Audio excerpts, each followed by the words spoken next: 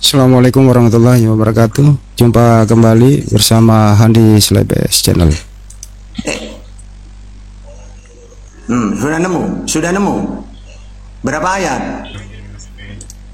Oten ini kesulitan mencari data, argumentasinya argumentasi liar, diminta datanya kesulitan mencari data. Anda saksikan video ini Ustadz Tata bersama beberapa oten. Simak, jangan skip iklan, tonton sampai habis. Wah, ini ditunggu nih, masih mencari data teman-teman. Pembahasan tentang Yesus ini memang sangat Saya menarik aja ya. Saya itu paling suka memang membahas tentang Yesus. Itu khususnya saya itu. Tapi kalau buat teman-teman yang lain, Apa pertanyaannya, Tad? Ya, tentang ketuhanan Yesus itu. ya Yesus ini Ustadz Tata, saya melihatnya, tidak melihat ya. Mungkin bukan melihat secara langsung, tetapi melihat realitas yang ada di muka bumi ini memang beliau ini fenomenal sekali. Nah, fenomenal itu artinya menjadi perdebatan antara Islam dan Kristen dan Yahudi. Kira-kira apa yang mau dipersoalkan tentang Yesus biar saya seorang profesor bukan profesor, dokter akan menjelaskan. Ya udah, kamu ngoceh saja berapa menit, tak tunggu, coba nanti tak tanggapin. Terserah mau ngomong kemana. Oh iya. Ada jurang kamu loncat, terserah, udah ya, kan? Iya. Oke lah. Bang Andi, teruskan dulu ya, atau Bang Ota, saya mau buat kopi. Nggak dengar lah Ustadz Tata nanti. Nggak mau sholat dia, sudah asar di sini di waktu Jawa Timur. Berarti nunggu dia aja lah.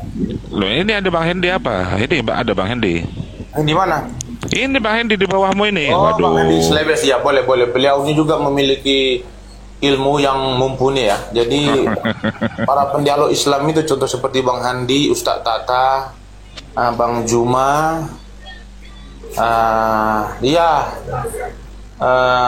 yang lain adalah Ustadz Wifi. Itu mereka ini memiliki kapasitas untuk berdialog. Jadi kalau Bang Handi yang maju sebagai pendialognya ya, ataupun menjadi gladiatornya sore ini ya, nggak masalah, beliau ini juga memiliki ilmu. Bang Handi, buka mute-nya Bang Handi. Oh iya muridku, kenapa muridku? Saya begini Bang Handi, menarik sekali pembahasan tentang Yesua ataupun Yesus ya. Saya sangat tertarik dengan pembahasan ini. Kira-kira menurut Bang Handi, apakah kita boleh membahas sosok Yesua ini? Bahas aja. Pokoknya kalau kau sepanjang kau bicara, kita semua diam. Silakan. Yang penting syaratnya kau udah dari kebon, barusan pulang dari kebon, harus mandi dulu. Udah mandi belum? Udah aman. Ya udah, aman. Lanjut. Oke. Jadi teman-teman yang di bawah ya, khususnya Kristen ya. Saya tuh mau mengatakan begini ya, menjadi seorang Kristen itu harus bangga. Kenapa saya katakan bangga? Bangga dalam arti mengimani Tuhan yang benar-benar Tuhan. Lalu menjadi seorang Kristen itu bukanlah umat yang pengingkar terhadap kitab para nabi. Kita harus bisa membedakan umat Islam ataupun umat yang lain ya, yang mengingkari kitab para nabi. Tetapi kita umat Kristen itu tidak mengingkari, kita mengaminkan. Dalam arti mengaminkan itu kita mengiyakan bahwasan Tuhan itu berbicara dengan para nabi, dan para nabi itu memiliki sejarah-sejarah tentang kehidupan mereka. Nah, kita aminkan itu, kita iyakan, ya benar, itu benar terjadi. Tetapi berkaitan tentang hukum-hukum yang diturunkan Tuhan kepada para nabi itu, kita tidak berhak untuk menjalankan itu, karena itu bukan diperuntukkan untuk kita, karena kita bukan orang Israel. Jadi menjadi seorang Kristen bangga terhadap ajaran kita, bangga dengan Tuhan kita. Tetapi yang paling utama yang saya mau katakan di sini bahwasan bertahanlah di dalam Kristus Yesus, karena Dia adalah Tuhan dan Juru Selamat. Yesus sudah bernubuat bahwasan di dalam Markus 13 ayat 13, kamu akan dianiaya orang ataupun dihakimi orang oleh karena namaku, tetapi setiap orang yang bertahan akan kesudahan, dia akan selamat. Jadi kita itu dituntut oleh Yesus ketika kita dianiaya orang dalam nama Yesus, ketika mereka melakukan penghinaan terhadap kita dalam nama Yesus, artinya dalam konteks perdialogan dengan Yesus, artinya dalam konteks perdebatan masalah Yesus, maka kita itu harus bertahan. Nah, ketika kita bertahan, maka kita akan diselamatkan sesuai dengan dijanjikan Dia, bahwasan setiap orang yang akan bertahan, ia akan selamat. Nah, berkaitan tentang siapa Yesus nanti kita akan bahas. Mungkin Bang Handi soal penganiayaan itu nanti setelah kamu dianiaya karena kamu percaya Tuhan Yesus.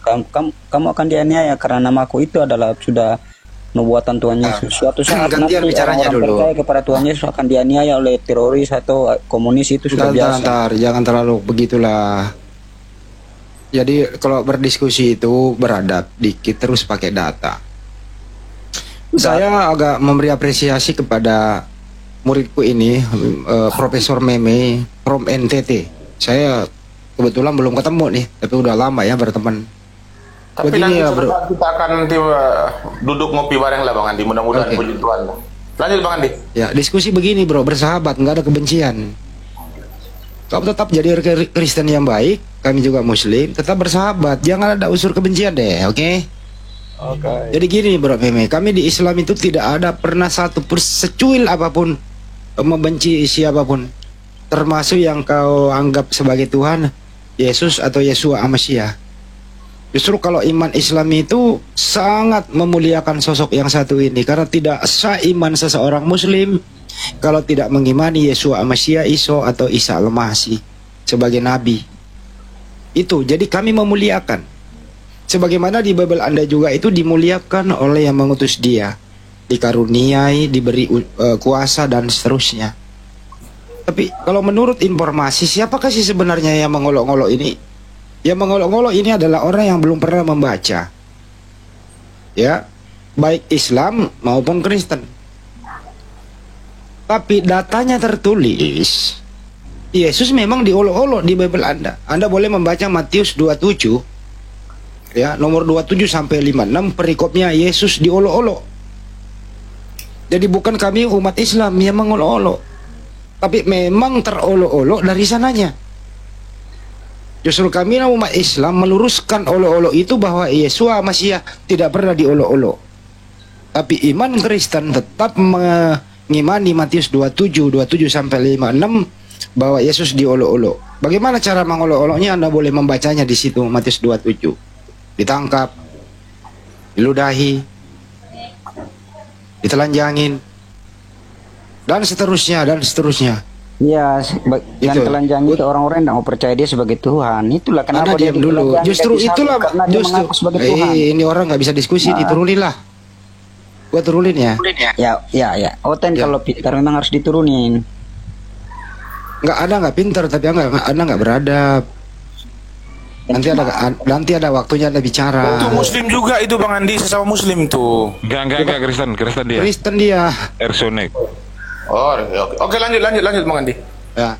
Ya itu dulu untuk Meme. Jadi intinya kami Muslim tidak akan pernah secuil pun mengolok-olok yang namanya anaknya Maria, Yesua Amasya. Kami sangat memuliakan Dia. Tapi yang mengolok-olok Dia di zaman itu memang ada. Ya, kami meluruskan. Jadi generasi Islam sekarang meluruskan bahwa Yesua Amasya diolok-olok. Itu kira-kira Mr. Profesor Meme, silakan. Oke, saya lanjutkan paparan saya ya. Jadi saya mendengar sebuah paparan dari Bang Handi, bahwasan orang Islam itu, maaf ya sebelum saya menjawab, mungkin saya akan mempunyai mode dialog yang sama seperti ketika kemarin saya berdialog dengan Bang Juma. Saya akan selalu mengikuti penggiringan opini ya. Jadi Bang Handi terus menggiring opini, jadi saya akan terus mengikuti aja. Oke, saya lanjutkan ya. Jadi saya mendengar sebuah paparan dari Bang Handi mengatakan orang Islam itu tidak mengolok-olok umat Kristen ataupun Yesus, tetapi kitabnya sendiri yang mengolok-olok. Tetapi orang Islam itu memuliakan Yesus sebagai seorang nabi. Nah, mungkin saya akan menjelaskan dulu berkaitan tentang memuliakan, lalu saya akan menjelaskan berkaitan tentang olok mengolok ya. Nah, umat muslim ini benar. Mereka mengatakan kami orang Islam itu tidak pernah mengolok Yesua Hamasya ataupun Yesus ataupun Isa Al-Masih yang dianggap. Tetapi kami memuliakan dia sebagai seorang nabi, sebagai rasul ataupun utusan Tuhan. Nah, saya sepakat itu ketika umat muslim berpijak kepada Al-Quran itu benar. Karena Al-Quran menjelaskan bahwasan Isa Al-Masih yang dianggap ya sebagai Yesua Hamasya itu adalah Rasul Allah Subhanahu Wa Taala dan utusan Allah Subhanahu Wa Taala, ataupun lebih tepatnya dikatakan Nabi. Makanya Al-Quran memuliakan Isa tetapi hanya sebatas Nabi. Tetapi membahas tentang memuliakan seorang Yesua Hamasya ataupun Yesus ini bukan hanya orang Islam saja, tetapi orang Yudaisme, orang Kristen, orang saksi Yehova juga memuliakan Yesus, tetapi dengan caranya yang berbeda-beda dan memiliki definisi yang berbeda-beda sesuai dengan kitabnya masing-masing dan penafsirannya masing-masing. Kita mungkin akan mencari tahu, ataupun saya akan memaparkan berkaitan tentang umat-umat mana saja yang memuliakan Yesus. Mungkin saya akan menjelaskan umat yang paling merendahkan posisi Yesus. Pertama, Yudaisme. Yudaisme itu mereka memuliakan Yesus. Aduh, apa? Ada suara punya siapa ini? Pak Pendeta Yunus. Oh ya, oke, aku lanjutkan ya. Jadi orang Yudaisme ataupun Yahudi itu mereka memiliki cara sendiri untuk memuliakan Yesus dengan menempatkan Yesus itu sebagai seorang rabi. Artinya mereka tidak pernah memuliakan Yesus setinggi Nabi ataupun firman Tuhan yang menjadi manusia ataupun ciptaan Tuhan yang paling pertama. Tetapi penempatan yang paling terendah yaitu Yahudi. Mereka tidak pernah mengimani Yesus sebagai seorang Nabi ataupun yang lain-lain. Lalu penempatan ataupun cara memuliakan Yesus nomor 2 yaitu ditempati oleh umat muslim. Nah, umat muslim ini mereka memiliki Al-Quran. Lalu Al-Quran menceritakan Yesus ataupun Isa ini sebagai seorang nabi, artinya sebatas seorang nabi. Artinya mereka memuliakan Yesus ini hanya sebatas sebagai seorang nabi. Lalu posisi yang ketiga ditempati oleh saksi Yehova. Nah, saksi Yehova ini memiliki kitab yang sama seperti orang Kristen, Perjanjian Lama dan Perjanjian Baru, tetapi mereka mempunyai penafsiran bahwasan Yesus itu bukanlah Tuhan, bukan hanya sebagai seorang nabi, tetapi Yesus itu adalah ciptaan Tuhan yang paling pertama. Lalu setelah Tuhan menciptakan Yesus, barulah segala sesuatu ini dijadikan oleh Yesus. Inilah penafsiran gabrul dari saksi Yehova ini sebenarnya. Jadi saksi Yehova ini menempatkan posisi Yesus ini paling tinggi nomor 3. Cara mereka memuliakan Yesus ini dengan mengatakan Yesus ini ciptaan Tuhan yang paling pertama. Lalu dari Yesus ini segala sesuatu dijadikan. Lalu Kristen Tritunggal ini menempati posisi yang paling teratas, yaitu menempatkan Yesus itu dari berbagai macam sudut pandang. Kristen Tritunggal itu mengamini ketika orang Yahudi mengatakan Yesus itu sebagai seorang rabi, ya kami amini, dan Alkitab menjelaskan itu. Ketika Al-Quran orang Muslim mengatakan Yesus hanya sebatas sebagai seorang nabi, di dalam Alkitab menjelaskan itu. Tetapi ketika ada Alkitab Perjanjian Baru mengatakan Yesus adalah anak Tuhan, maka itu tidak sejalan dengan Al-Quran dan pemahaman para rabi ataupun orang Yahudi, karena mereka tidak mengimani Yesus sebagai anak Allah. Kenapa kok itu bisa terjadi? Karena di dalam kitab mereka tidak tercatat bahwasan Yesus ini adalah anak Allah, maupun di dalam Talmud ataupun dalam Al-Quran. Lalu ketika Alkitab mengatakan Yesus sebagai firman Allah yang menjadi manusia, maka ini akan berbenturan dengan Al-Quran, karena Al-Quran tidak pernah menjelaskan Yesua ataupun Isa Al-Masih ini adalah firman Tuhan yang menjadi manusia, dan sebaliknya juga dengan Talmud, pemahaman orang Yahudi. Lalu ketika Yesus mengatakan dia turun dari surga, orang Yahudi akan membantah, lalu Al-Quran juga membantah karena memang tidak tertulis di dalam ini. Jadi saya katakan begini ya, membahas tentang siapa Yesus ini sangat ribet. Kenapa ribet? Karena ada sebagian itu kitab tidak lengkap menjelaskan Yesus, tetapi ada satu kitab yang lebih jelas menceritakan tentang Yesus, yaitu Alkitab. Nah, ini yang menjadi problem dan menjadi persoalan yang dari dulu sampai sekarang tidak selesai. Makanya pada sore hari ini mudah-mudahan Bang Handi bisa menjelaskan secara detail kepada teman-teman yang ada di bawah. Silakan Bang Handi. Oke, terima kasih. Ini sesi terakhir dari saya, mungkin habis ini saya serahin ke Ustadz Atta ya. Ini kan tadi waktunya Ustadz Atta karena ngisi sejenak saja. Terima kasih Bro Meme, Anda mengatakan agama Islam lah number one, memuliakan Yesus Amasia, Nabi Isa alaihissalam. Terima kasih atas kejujuran Anda, karena dalam benak kami tidak ada satupun secuil benak kami Yesus diperlakukan apapun itu, karena dia adalah utusan Tuhan, dimuliakan oleh Tuhan, orang soleh, selalu dilindungi oleh yang mengutus dia. Anda mengatakan termasuk saksi Jehovah juga mengolok-olok dia, percaya kok itu ya diolok-olok. Yahudi apalagi pelaku dengan tentara Romawi. Mari kita lihat siapa-siapa sih yang terlibat di dalamnya, ya Kayapas, tentara Romawi, termasuk Yudas. Dan kemudian belakangan kemudian ada sosok yang namanya Paulus, bukan lagi mengolok-olok tapi mengutuk dia di tiang salib, Galatia 3 nomor 13. Bagaimana kesepakatan jahat antara mereka? Anda bisa membaca Yohanes 11:45 sampai ke bawah, persepakatan untuk membunuh Yesus. Ini pelaku-pelaku ini sepertinya kalau di zaman sekarang masuk dalam pidana 340, pembunuhan berencana. Kami di Islam tidak pernah akan mengimani bahwa Yesus Amasia itu dieksekusi di tiang salib. Tapi adanya lagi ada agama seperti Profesor Meme ini mengakui bahwa Yesus itu harus memang dieksekusi di tiang salib dengan jalan untuk menebus dosa kalian. Ya is okay aja, itu iman Anda. Tapi mari kita buka pada kesempatan kali ini. Ternyata sudah diakui bahwa agama Islam lah yang memuliakan sosok yang satu ini. Kalau Meme sebagai orang Kristen mengiyakan iya, terus mengutuk iya, mengolok iya, Anda tidak punya pendirian. Semua Anda rangkum, diramu menjadi satu, dijadikan dasar iman. Itulah iman Anda, pandangan Anda terhadap sosok yang satu ini. Terakhir dari saya sebelum kembalikan ke narasumber Ustadz Atta, intinya adalah umat Islam number one, memuliakan semua para nabi. Anda mengolok-olok, Anda setuju, lebih parah lagi, Anda lebih setuju lagi terhadap ajaran-ajaran Paulus yang mengutuk dia di tiang salib, kemudian menghidupkan kembali menjadi Tuhan. Inilah perbedaan yang paling signifikan antara Kristen dengan Islam. Terima kasih.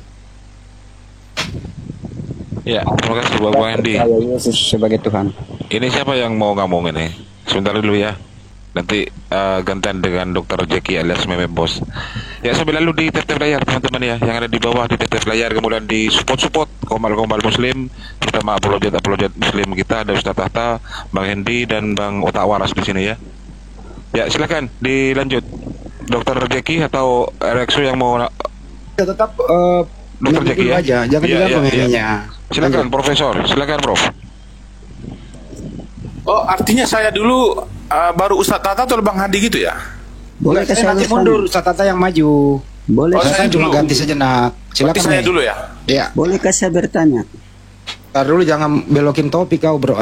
Kau masih sekolah dulu lah. Dengerin dulu ini profesor yang ngomong. Dengerin dulu, silakan Mei. Oke, baik, saya akan lanjutkan ya. Saya mengatakan bahwasan Al-Quran itu memang benar memuliakan Yesus, dan saya memberikan sebuah apresiasi saya bahwasan ya, saya memuji Al-Quran. Kenapa saya mengatakan saya memuji Al-Quran?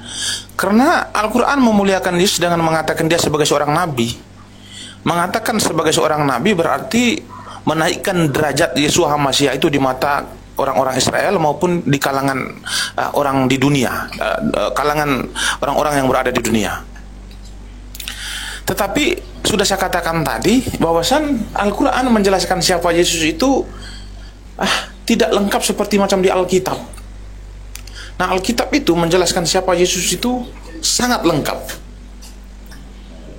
Yang membuat saya penasaran itu begini ya, Yesus itu mengatakan dia itu turun dari surga. Tetapi kalau kita lihat di dalam original teks yang berbahasa Yunani katanya langit. Tetapi langit itu kalau dalam ajaran Yudaisme, dalam ajaran Yesus mereka itu adalah surga. Nah, Yesus mengatakan dia turun dari surga. Di sini saya mau menjelaskan kepada umat Kristen, jikalau ada seorang yang datang ke dunia yang mewartakan tentang ajaran-ajaran Tuhan kepada manusia, lalu dia mengatakan dirinya turun dari surga, saya memastikan dia itu Tuhan. Tidak mungkin dia bukan Tuhan. Kenapa saya katakan demikian? Yesus itu sudah mengatakan sangat jelas bahwasan di hari penghakiman nanti tidak ada orang kawin-mawin dan hidup sama seperti malaikat di surga. Artinya Yesus mengatakan malaikat itu tinggal di surga. Yesus mengajarkan murid-muridnya bahwa jika kamu ingin berdoa, berdoalah Bapa kami yang ada di surga, dimuliakanlah namamu. Nah, Yesus sangat menegaskan bahwasan malaikat maupun Tuhan itu keberadaan mereka di surga. Apakah ada nabi yang tinggal di surga? Apakah ada makhluk-makhluk yang lain tinggal di surga? Saya katakan tidak ada. Yang tinggal di surga itu hanyalah Tuhan dan malaikat menurut Alkitab. Kalau menurut Al-Quran tidak mungkin, karena Al-Quran itu surga itu bukanlah tatanya Allah Subhanahu Wa Taala, bukan. Allah Subhanahu Wa Taala tidak memiliki tahta, tetapi di dalam Alkitab itu menjelaskan tahtanya Tuhannya orang Kristen itu berada di surga, dan yang menempati tahta itu ataupun keberadaan di surga itu hanyalah malaikat dan Tuhan. Lalu Yesus ini turun ke bumi, dia mengatakan aku telah turun dari surga.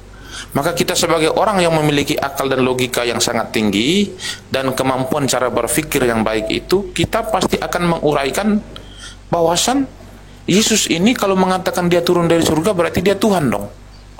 Apa alasannya demikian? Karena Yesus semasa dia berada di bumi, ketika dia mengatakan dia turun dari surga, dia tidak pernah mengatakan bahwasan aku dan malaikat itu adalah satu, dan siapa yang melihat aku dia telah melihat malaikat. Itu tidak ada. Tetapi ketika dia berada di bumi, dia mengatakan aku telah turun dari surga, dia menyamakan dirinya dengan Tuhan. Perkataanku bukan berasal dari diriku sendiri, tetapi Bapa yang diam di dalam aku, dialah yang melakukan pekerjaannya. Telah sekian lama kamu bersama aku Filipus, tetapi engkau tidak mengenal aku. Barang siapa melihat aku, dia telah melihat Bapa aku. Oleh kepenuhan Allah berkenan diam di dalam dia. Nah, Yesus menegaskan lagi, baik aku dan Bapakku tidak kamu kenal. Jadi kalau Yesus mengatakan bahwasan siapa yang melihat aku dia telah melihat Bapakku, perkataanku bukan berasal dari diriku sendiri, tetapi Bapa yang diam dalam aku, dia yang melakukan pekerjaannya, berarti dia menyamakan dirinya dengan Tuhan. Kalau dia sudah menyamakan dirinya dengan Tuhan, lalu dia berkata dia turun dari surga, selesai Pak. Tidak mungkin dia nabi, tidak ada. Alkitab tidak akan pernah menjelaskan nabi itu sebelum diutus ke bumi mereka itu tinggal di surga, tidak ada. Tetapi yang tinggal di surga hanya Tuhan dan malaikat. Dan saya mau mengatakan begini, ketika Yesus menyamakan dirinya dengan Tuhan lalu dia mengatakan dia turun dari surga, selesai, dia Tuhan Pak. Tidak ada yang bisa membantah itu. Untuk sementara, silakan. Terima kasih. Ustaz Tata udah kembali belum? Ya, oke. Kalau belum Ustaz Tata kembali, saya Ustaz silakan. Giliran Anda. Oke. Saya barusan dari dapur ini, baru dengar. Saya cuma dengar barusan. Jadi Yesus itu Tuhan turun jadi manusia, tidak ada yang bantah itu. Ya Yesus sendiri yang bantah. Karena kata Yesus Tuhannya itu tetap dia di surga di langit. Matius 2:39. Sehingga meme ini kan pakai ajaran pagan, dewa menjelma jadi Lanjut. Tapi kalau ajaran samawi kata Yesus, Yesus kamu pagan apa samawi Yesus? Ya samawi, tak tahu Tuhanku tetap di langit kok. Matius 18:19 tidak kelihatan, Yohanes 5:37. Kalau samawi itu kan kelihatan, menjelma jadi manusia. Ya, terus turun jadi manusia. Nah, kayak gitu tuh Mi ya. Jadi kalau kamu mengatakan tidak ada yang bisa bantah, loh Yesus sendiri yang membantah itu. Ya. Kedua kamu dulu karena saya baru datang nih dari dapur. Bang Handi bisa ditanggapi karena beliau nyimak dari tadi. Nah, Mungkin ada yang bisa aku Tanggapi ya. sedikit Bang Handi sebelum Bang Handi. Entar dulu, saya tanggapi dulu. Oke, siap. Mengenai meme mengatakan dari surga, ya perlu juga kita belajar original teks sedikit ya. Hanya di Al-Quran itu ada kata jannah, surga. Kalau original teksnya itu di Yunani uranon. kalau di perjanjian lama itu samain langit begitu. Jadi hanya di Al-Quran menjelaskan surga yaitu jannah gitu ya. Tapi kalau Anda menganggap langit itu surga, is okay, bukan di situ perdebatannya.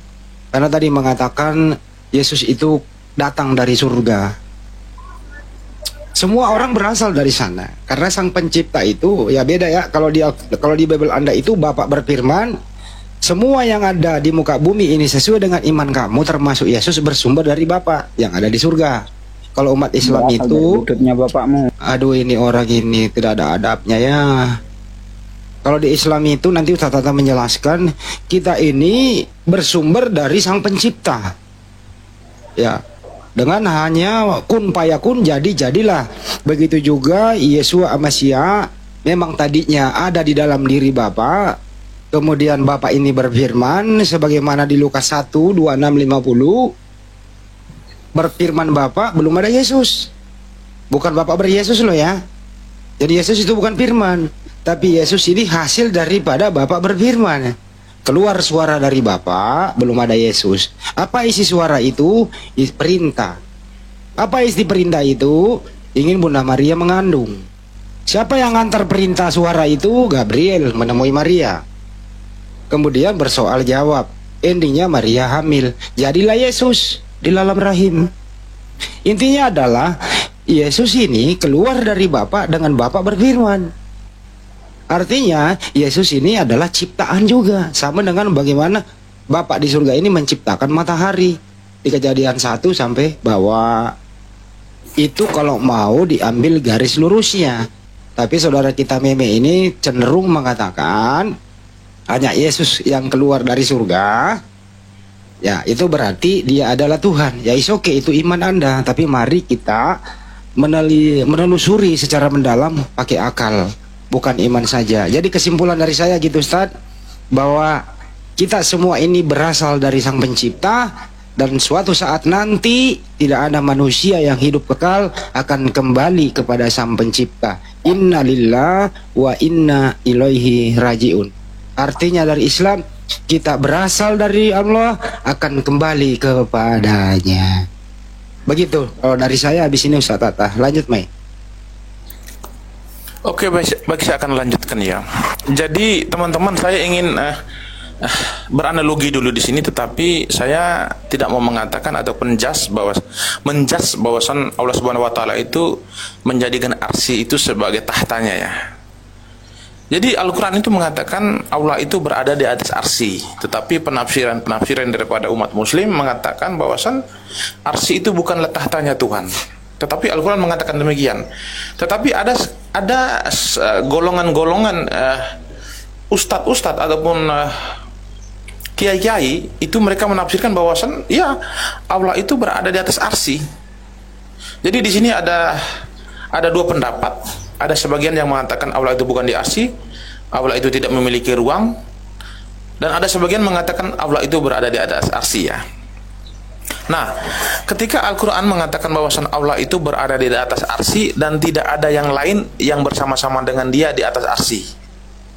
Lalu tiba-tiba Muhammad lahir di tanah Arab, dia mengatakan aku ini telah turun dari arsy. Nah, ketika Muhammad mengatakan dia turun dari arsy, maka umat muslim yang cerdas pasti mereka akan berpikir, ini orang berani mengatakan dia turun dari arsy, sedangkan Al-Quran sendiri menjelaskan bahwasan Allah itu berada di atas arsy dan tidak ada nabi yang bertata di atas arsy lalu diturunkan ke bumi untuk menjadi utusan, itu tidak ada. Tetapi arsy kan tatanya Tuhan, bukan tempatnya para nabi.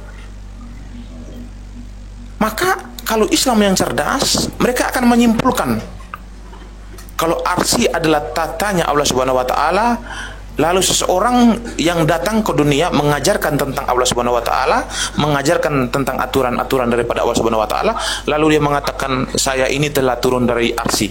Maka kesimpulannya yang tepat, orang ini adalah Tuhan. Kalau dia bukan Tuhan, tidak mungkin dia turun dari arsy. Nah, inilah salah satu analogi yang tepat untuk teman-teman muslim. Saya mengajak kalian itu untuk berpikir secara rasional. Seandainya Muhammad berani mengatakan kepada murid-muridnya ataupun sahabat-sahabatnya bahwasan aku ini telah turun dari surga loh, apakah kalian akan masih mau mengimani Muhammad hanya sebatas sebagai seorang nabi? Oke. Kan tidak mungkin. Gantiannya, Met. Stop. Oh ya, oke, silakan Ustaz, silakan. Makanya saya sukanya itu kamu itu bertanya aja, Mi. Dialog, bukan kayak gitu. Jadi gini nih, kenapa Allah itu bukan di aras nih?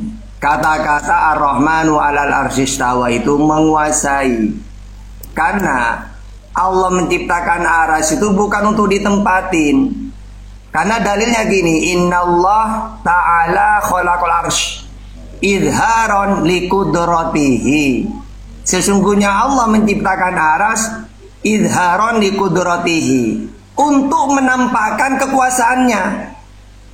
Karena aras ini makhluk yang paling dahsyat besarnya. Jadi ciptaannya Allah yang paling dahsyat itu adalah aras. Idharon likudratihi, menunjukkan dia itu kekuasaannya. Ibaratkan gini nih, negara ini kalau maju ada ikonnya. Oh, negara saya ini maju, akhirnya buat. Kalau Indonesia, saya ini maju, buat Monas dia. Akhirnya beberapa tahun kemudian Malaysia maju. Oh, saya tidak mau kalah, buat Menara Kembar. Akhirnya Dubai tidak mau kalah, wong saya negara maju, buat dia Menara Langit. Jadi dibangun ini, negara membangun apakah itu menara, apakah membangun gedung pencakar langit, tujuannya apa? Ingin menunjukkan bahwa negara saya ini maju gitu. Nah, Allah menciptakan aras ini juga gitu tujuannya, izharon liqudratihi, untuk menampakkan bahwa dia itu maha kuasa. Ini loh, aku ini kuasa, menciptakan aras yang begitu besar. Ya. Nah, jadi bukan untuk di tempat ini. Makanya kalau ada ulama kiai misalnya mengatakan Allah di aras, oke. Apakah dia tidak memakai dalil yang lain? Kalau Ar-Rahmanu 'alal arsy istawa ini kan Toha ayat 5. Kenapa dia tidak baca Al-Hadid ayat 4? Wa huwa ma'akum aina ma kuntum. Allah itu bersamamu dimanapun kamu berada. Sama seperti Yesus nih. Kadang-kadang Yesus mengatakan oleh Bapa yang ada pada diriku. Kadang-kadang oleh Bapakku yang di langit. Matius 18:19, Matius 23 ayat 9. Nah, apakah kita mau mengatakan gini, Sus, mana yang benar Sus? Ada pada dirimu atau ada di langit? Ya sama seperti Al-Quran. Kadang-kadang menguasai aras, bersemayam di aras. Kadang-kadang bersamamu dimanapun kamu berada. Ternyata maknanya itu ada di Al-Baqarah 186. Maksudnya Allah itu dekat gitu loh. Wa idza sa'alaka ibadi anni fa inni qarib. Katakan Muhammad, kalau ada hambaku bertanya tentang aku, katakan aku dekat. Fa innahu qarib. Bahkan diceritakan dekatnya seperti apa. Surat Qaf ayat 16. Wa nahnu aqrabu ilaihi min hablil warid. Lebih dekat daripada urat nadi malah.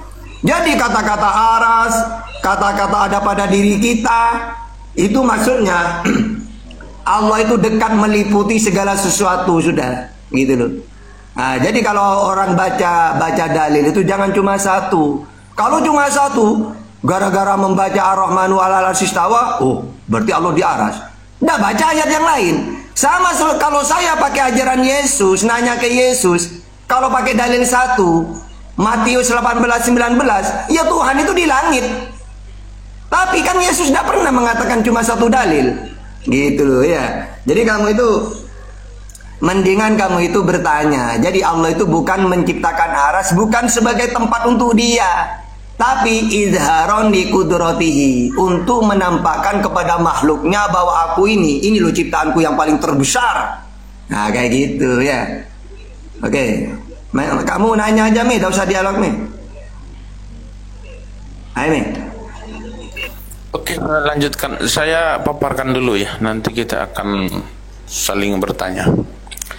Nah, saya kan sudah mengatakan tadi bahwasan penafsiran daripada ulama-ulama Muslim, baik ulama maupun ustadz-ustadznya itu memiliki dua penafsiran. Ada sebagian mengatakan Tuhan itu di atas arsy, tetapi ada sebagian yang mengatakan Allah itu tidak memiliki tahta. Nah, yang menafsirkan Tuhan tidak memiliki tahta dan keberadaannya tidak diketahui ini, salah satunya adalah Ustadz Tata ataupun Bang Handi Selebes. Nah, mereka ini menafsirkan bahwasan keberadaan Allah Subhanahu wa taala itu tidak diketahui dimanapun, kami tidak tahu. Tetapi menjadi persoalan begini. Di dalam Alkitab itu menegaskan Tuhan kami itu di surga keberadaannya. Malaikat itu di surga, dan malaikat dengan Tuhan itu hidup bersama-sama. Tidak ada nabi itu sebelum diutus ke bumi dia hidup bersama-sama dengan Tuhan dan malaikat dulu di surga baru diutus ke bumi, itu tidak ada. Tetapi yang hidup di surga itu hanya Tuhan dan malaikat. Ini versi Alkitab, Alkitab yang mengatakan demikian. Maka saya katakan tadi, ketika Yesus turun ke bumi, dia mengatakan aku telah turun dari surga, lalu menyamakan dirinya dengan Tuhan. Pakai data. Iya. Yesus mengatakan dia turun dari surga. Yohanes 8:4 ya. Yesus mengatakan dia telah turun dari surga, lalu dia menyamakan dirinya dengan Tuhan. Berarti kesimpulannya di sini itu tidak ada yang lain. Berarti dia adalah Tuhan dong. Kalau ada orang yang menyimpulkan bahwasan Yesus bukan Tuhan, berarti memang orang tersebut mengingkari kebenaran. Nah, saya ingin bertanya kepada Ustadz Tata ya, mungkin Ustadz Tata bisa menjawab nih, karena sisi ini kan Ustadz Tata menyuruh saya untuk bertanya ini. Tetapi saya mau bertanya versi Alkitab ya. Saya ingin mendengar tafsiran daripada Ustadz Tata ini kira-kira sama dengan penafsiran saya atau tidak, dan bisa diterima penonton yang ada di bawah maupun di atas atau tidak.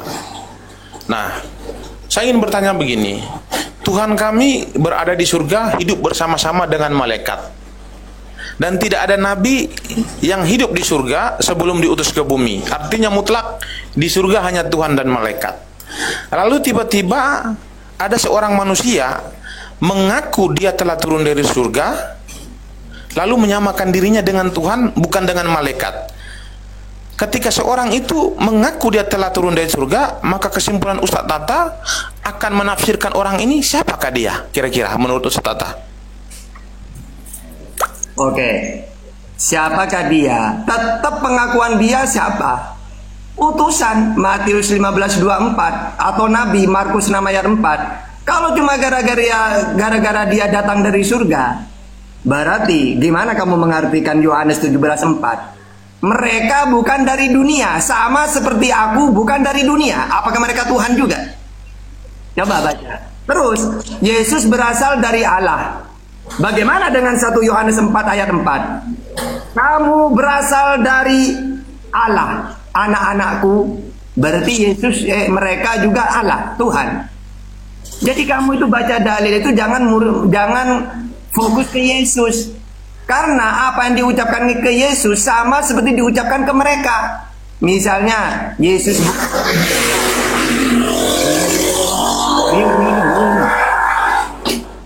Oke.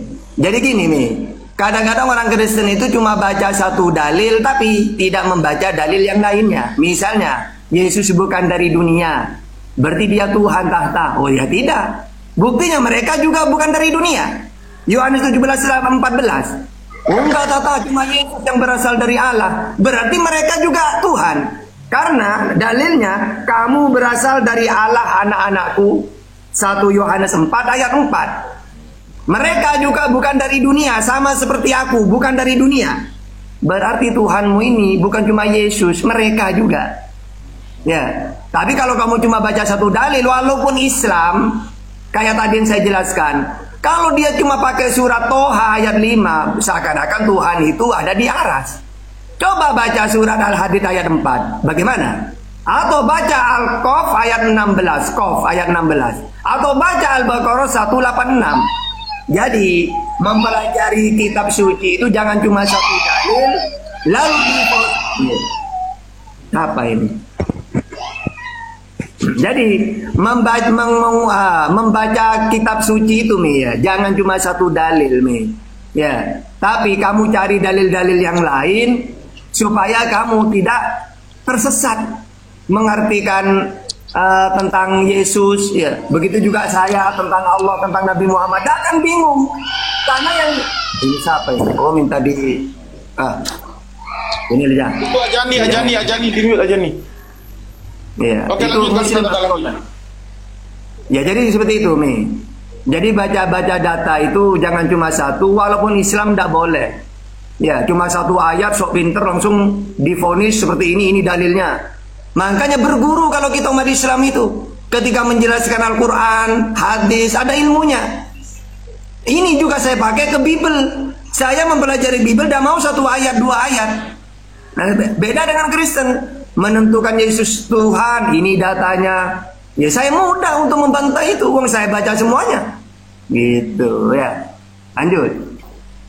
Oke, saya akan lanjutkan ya. Jadi Ustadz Tata mengkomparasikan, kalau tidak salah itu ada di dalam Yohanes 14 ya, ataupun Yohanes 24 kalau tidak salah. Yesus mengatakan Yohanes 14 Mei. Oke, Yohanes 17 ya. Jadi Yesus mengatakan murid-muridnya ini juga bukan berasal dari dunia sama seperti aku. Tetapi Yesus tidak pernah mengatakan bahwasan murid-murid Yesus itu juga turun dari surga. Kalau Yesus mengatakan murid-murid Yesus juga itu turun dari surga, berarti dia akan bertentangan dengan perkataannya sendiri bahwasan di surga itu Tuhan dan malaikat, tidak ada para nabi dan manusia. Berarti yang dimaksud Yesus di sini bahwasan murid-muridnya juga bukan berasal dari dunia ini, berarti mereka sebelum diciptakan untuk masuk ke dalam perut mereka itu, ke dalam perut ibunya, berarti mereka itu ditempatkan alam yang lain. Bisa saja seperti itu penafsirannya. Kalau kita mengatakan mereka ini setara dengan Yesus, bahwasan ketika Yesus mengatakan mereka juga bukan berasal dari dunia sama seperti aku, lalu ditafsirkan, oh berarti mereka juga turun dari surga. Alkitab tidak mengatakan demikian. Alkitab tidak pernah mengatakan di surga itu ada murid-murid Yesus yang tinggal di atas sebelum diturunkan ke bumi. Itu tidak ada. Berarti kan saya mengajak Ustadz Tata ini berpikir secara rasional dan sportif untuk berdialog. Nah, saya pastikan bahwasan di surga itu hanya Tuhan dan malaikat, tidak ada yang lain. Tetapi kalau Yesus mengatakan mereka juga bukan berasal dari dunia ini sama seperti aku, bisa saja terjadi sebelum mereka dimasukkan ke dalam perut ibu mereka, mereka itu ditempatkan, ataupun roh mereka itu ditempatkan satu alam yang lain. Karena di dalam Alkitab mengatakan demikian. Nah, saya masih fokus pada pertanyaan saya.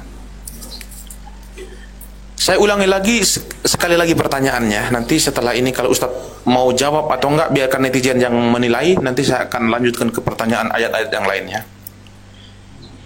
Sekali lagi netizen di bawah dengar ya.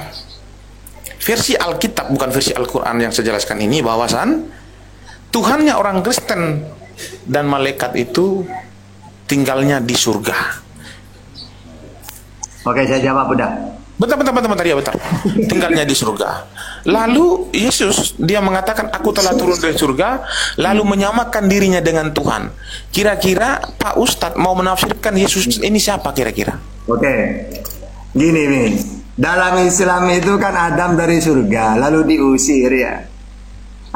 Berarti kalau saya pakai ajaran Meme, Adam ini Tuhan. Bahkan kalau saya pakai Bible, Adam itu di Taman Eden diusir ke dunia. Taman Eden itu taman jannah maknanya. Eden, Aden. Berarti kalau dalam Al-Quran Jannatun Aden, surga. Dalam Kejadian 3 ayat 23, lalu Tuhan Allah mengusir dia dari Taman Eden, jannah, surga. Diusir dia dari surga supaya ia mengusahakan tanah dari mana ia diambil, yaitu di bumi. Jadi dalam Kejadian 3 ayat 23 sama dengan Al-Quran, bahwa Adam ini diusir dari surga, berarti berasal dari surga. Beda dengan Yesus. Yesus, kamu benar kamu turun dari surga? Enggak, Tata, saya keluar dari ibu saya. Oe, gitu. Nah, coba gimana itu? Yang benar yang turun dari surga itu Adam. Kalau Yesus keluar dari Maria. Oke? Gitu. Lanjut.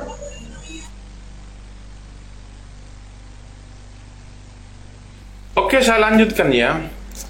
Nah, saya sudah mengatakan tadi bahwasan saya tidak menjelaskan versi Al-Quran, tetapi saya menjelaskan versi Alkitab.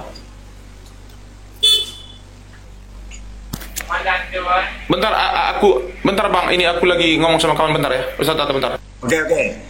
Versi Alkitab, Yesus itu dikandung. Matius 1 ayat 20. Tetapi ketika ia mempertimbangkan maksud itu, malaikat Tuhan nampak kepadanya dalam mimpi dan berkata, Oke, saya lanjutkan yang benar ya. Yusuf anak Daud, janganlah engkau takut. Saya lanjutkan Ustaz Tata ya. Tunggu. Udah, suruh siapa? Pokoknya saya dulu, saya pakai Bible. Jadi Yesus ini dikandung. Ya, karena gini, janganlah engkau takut mengambil Maria sebagai istrimu, sebab anak yang dikandungnya setelah ngandung melahirkan. Mana datanya? Lukas 2 ayat 6. Ketika mereka di situ, tibalah waktunya bagi Maria untuk bersalin. Setelah bersalin, disusui. Mana dalilnya? Lukas 11:27. Ketika Yesus masih berbicara, berserulah seorang perempuan dari antara orang banyak dan berkata kepadanya, berbahagialah ibu yang telah mengandung engkau dan susu yang telah menyusui engkau. Jadi kalau saya pakai data, Yesus itu bukan dari surga. Dia mengandung, melahirkan, disusui. Gak ada dari surga dia. Yang dari surga itu Adam ya, oke? Oke, saya lanjutkan ya. Nanti itu nanti saya akan jawab, tetapi saya masih tetap pada penekanan saya. Saya ingin mengajak di sini untuk jujur. Saya lanjutkan ya.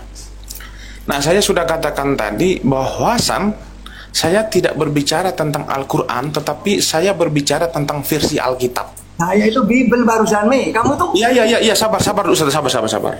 Jadi, di dalam versi Al-Quran, Adam itu sebelum diturunkan ke bumi, dia itu berada di atas surga. Nah, kalau versi Alkitab, apakah sama? Saya katakan bukan. Alkitab mengatakan Adam itu diciptakan di Eden. Apakah Eden ini Samayim? Apakah Eden ini Paradiso? Apakah Eden ini Uranon? Bukan. Eden bukan Uranon. Eden bukan Paradiso. Eden bukan Samayim. Lalu Eden ini di mana? Eden ini terletaknya di Irak. Jadi Adam itu diciptakan di bumi, bukan di surga, bukan di langit. Kalau Tuhan menciptakan Adam itu di langit, berarti Tuhan harus turun ngambil lagi tanah di bumi, baru ciptakan di atas. Kan lucu jadinya. Tuhan itu menggambar bentuk Adam itu awalnya digambar dulu di tanah, baru dibentuk.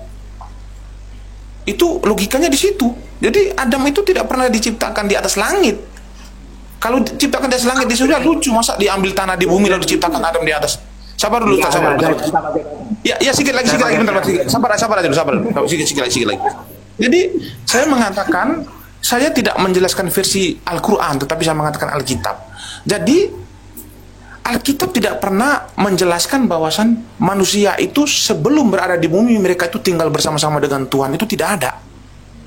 Tetapi manusia diciptakan di bumi, Tuhan itu dari masa kekekalan itu dia sudah berada di surga bersama-sama dengan malaikatnya. Gatal lama lagi, gatal saya mulut saya. Makanya itu saya mengatakan begini. Saya ingin mengajak saya pakai data ini. Oke, saya dulu. Udah, diem kamu.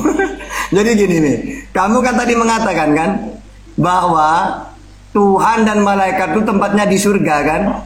Bahkan di dalam 2 Tawarikh 6:18, Tuhan tidak mau turun ke dunia. Oke, kalau dia tidak mau turun ke dunia, berarti Tuhan dan malaikat kata kamu di surga. Berarti Adam diciptakan di surga. Buktinya ketika Adam itu melanggar, dia mendengar langkah Tuhan. Nah, di bumi apa di surga ini mendengar langkah Tuhan. Wong Tuhan tidak mau turun ke dunia. Berarti saat itu di surga. Makanya dalam Kejadian 3 ayat 23, lalu Tuhan Allah mengusir dia. Kata-kata mengusir dari tempat satu ke tempat yang lain. Nah, diusir dari Taman Eden, Jannatun Eden, Jannah itu surga. Diusir supaya ia mengusahakan dari tanah dari mana ia diambil, bumi. Karena bumi itu tanah, diambil, dibawa ke surga, lalu dia melanggar, diusir agar dia mengusahakan dari tanah dari mana ia diambil. Berarti dari tempat surga diusir ke tempat yang lain dari mana dia diambil, yaitu bumi tanah. Nah, yang kedua, tadi kan kamu ngomong tempatnya malaikat dan Tuhan itu kan di surga kata kamu. Nah, coba Adam mendengar langkah kakinya Tuhan, sedangkan Tuhan tidak mau turun ke dunia. Berarti mendengar langkah ini di surga kan? Nah, gitu. Jadi kamu itu kena omongan kamu sendiri, gitu. Oke, pakai data kalau mampu. Oke, saya lanjutkan. Jadi saya tidak pernah menemukan seperti narasinya Ustadz Tata, bahwasan Tuhan menyatakan di dalam Alkitab melalui para nabinya bahwasan dia tidak mau turun ke bumi, itu tidak ada. Secara letterlek satu pun tidak pernah saya temukan. Nah, sekarang mungkin saya akan menjelaskan secara letterlek bahwasan Tuhan itu turun ke bumi. Nah, di dalam Keluaran 3 ayat 4-6, Tuhan mengatakan kepada Musa begini, Aku telah melihat penderitaan umatku Israel berada di tanah Mesir. Maka itu aku telah turun untuk mengutus engkau kepada maka itu aku turun. Malaikat itu kecelup. Iya, sabar. Maka itu aku telah turun untuk mengutus engkau pergi kepada Firaun untuk membebaskan mereka dari tanah Mesir. Jadi Tuhan menyatakan dirinya turun di situ.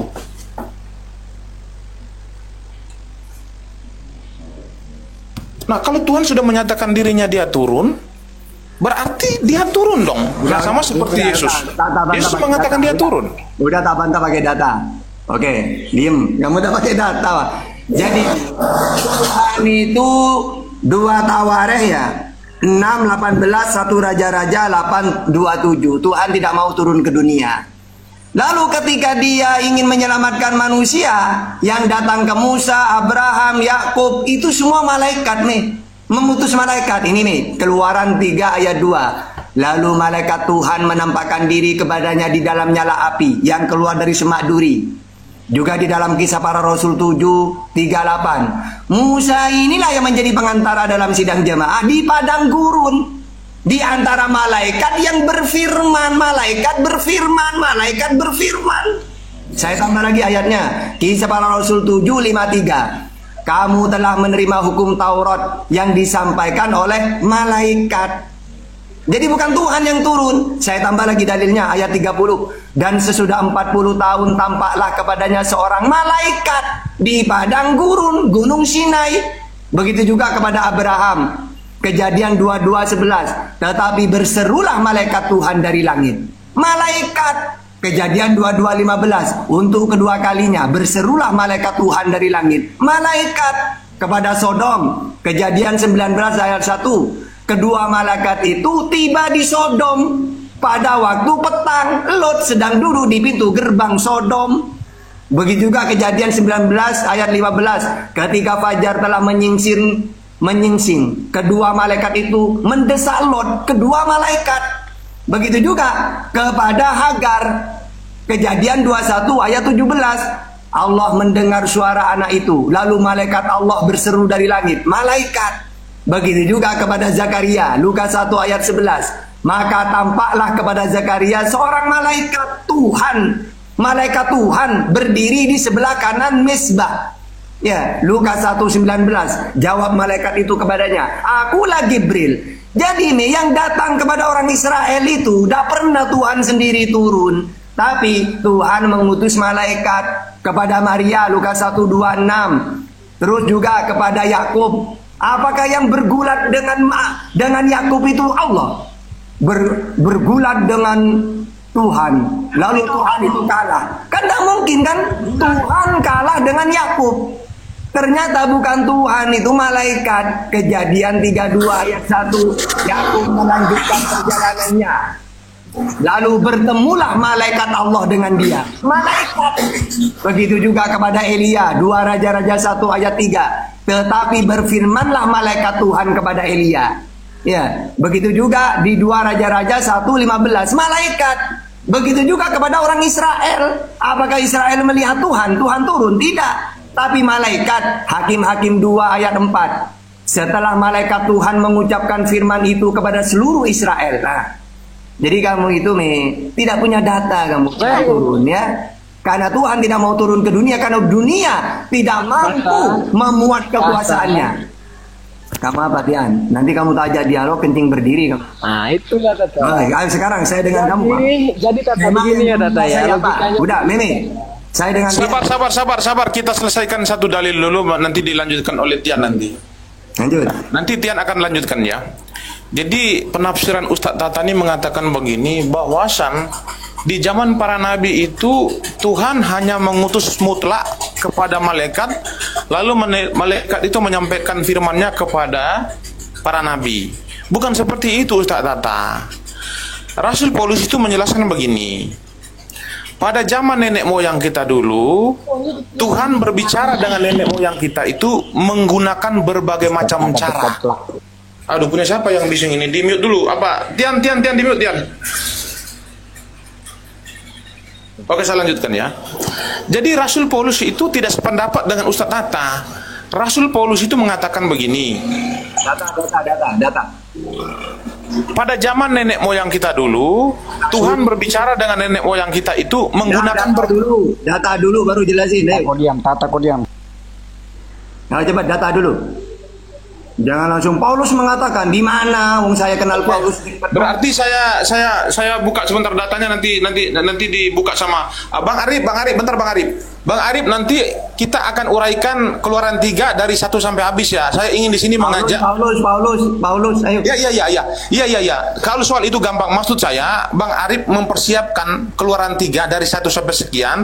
Saya ingin melihat penafsiran daripada Ustadz Tata ini kira-kira sesuai dengan Alkitab atau tidak. Itu dipersiapkan ya. Ini saya mengambil ayat Bang Andi silakan. Nanti ya ada Bang Andi itu. Nanti di share screen, dibesarkan layarnya. Semua yang ada di bawah kita akan saksikan, kita akan baca dari 1 sampai sekian, kita akan buktikan di situ Tuhan atau malaikat atau ke api di situ. Nah, sekarang saya akan cari ayatnya dulu berkaitan tentang bahwasan Rasul Paulus mengatakan pada zaman nenek moyang kita dulu itu Tuhan berbicara dengan nenek moyang kita itu menggunakan berbagai macam cara. Gak mau. Data dulu. Oke, saya ambil data ya bentar ya. Ayo Tian, kamu mau lawan saya. Ayo, tema yang kamu kuasai apa? Silakan. Tian.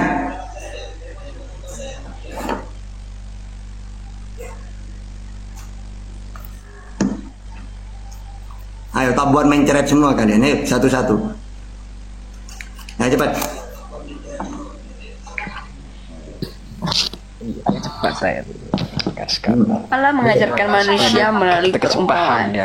Jadi, yang kamu kuasai apa Tian? Tentang Bible. Sekiranya dialog pakai data kita, ayo.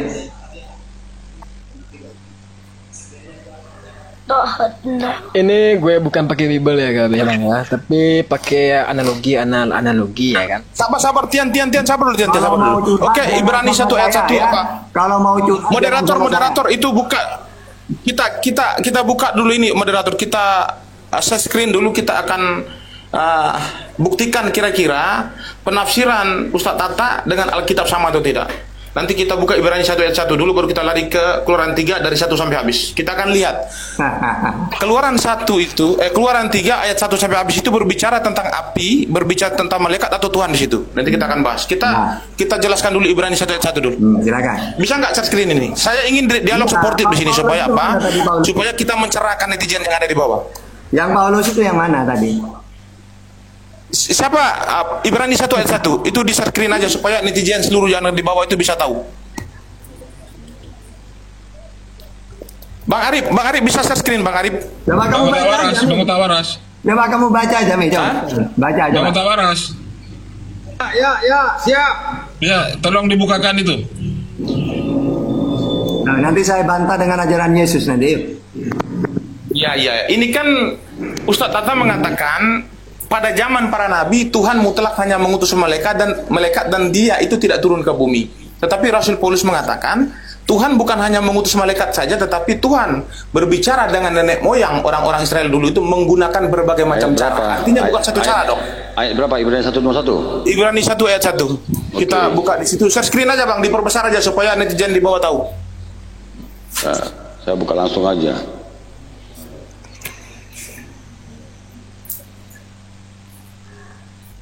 Ya, ini.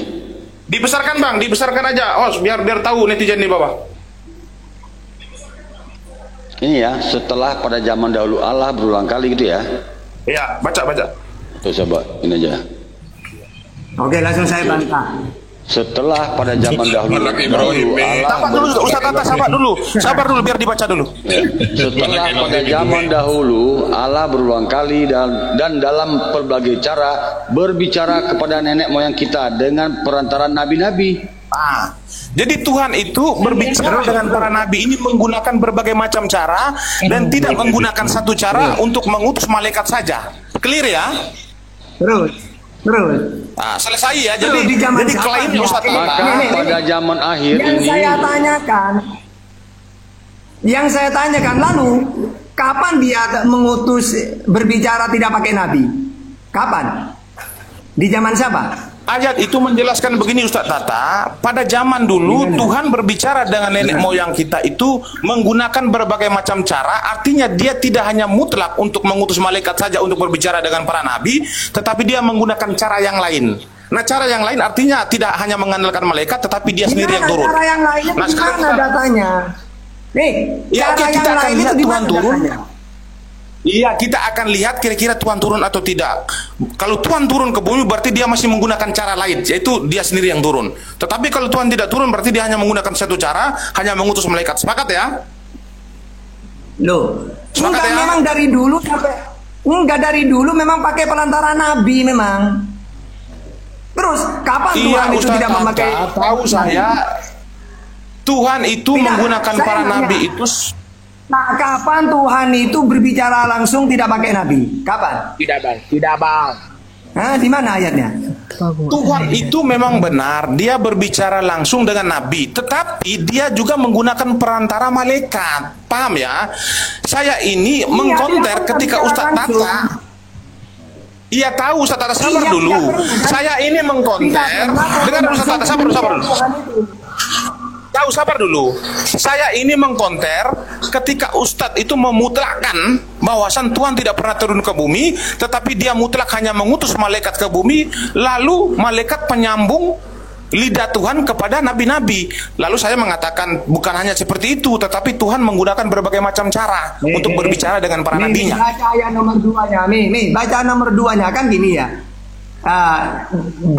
Pada zaman dahulu Tuhan itu berbicara kepada manusia pakai perantara nabi-nabi. Maka pada zaman akhir ini ia telah berbicara kepada kita dengan perantara apa? Ayo. Oke. Anaknya. Sekarang dengar dulu. Nah, kalau zaman dia menggunakan anaknya ini juga nabi. Yesus ngaku nabi. Markus 6 ayat 4, Yohanes 6:14, Lukas 24:19, Matius 21:10. Tetap nabi kan? Zaman dulu pakai nabi. Lalu pada zaman akhir yang mana?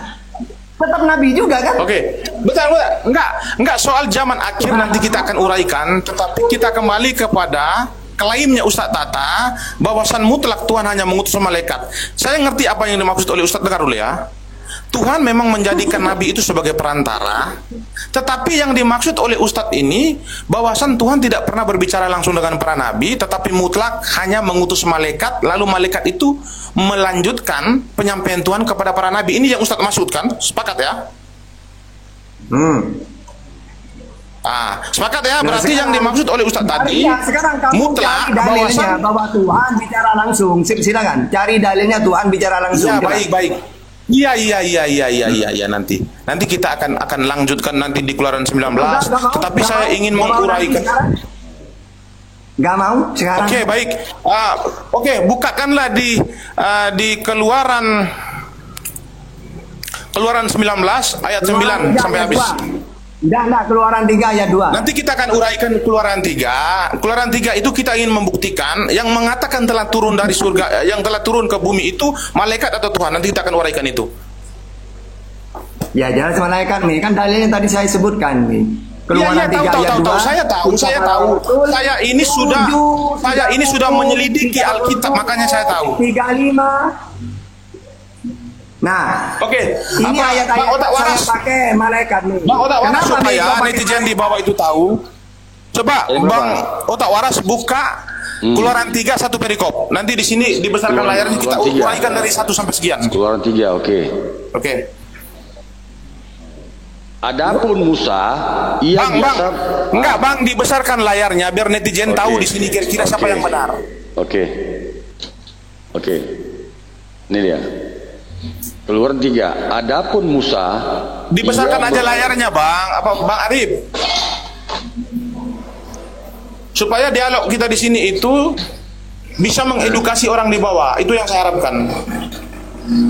Langsung tunjukkan satu-satu aja Mi, ayo. Satu-satu dulu, saya bantah pakai bibir. Keluaran 3 ayat 1 sampai 5 atau 6 gitulah. Kita buka aja. Jangan gitu.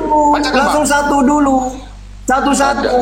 Di mana yang langsung kepada Musa? Ayat mana yang kamu pakai? Ayat berapa? Iya, Keluaran 3 ayat 1 sampai 6 dibacakan aja supaya netizen yang di sini tahu kira-kira di situ Tuhan turun atau tidak. Nah, dibacakan aja, Bang.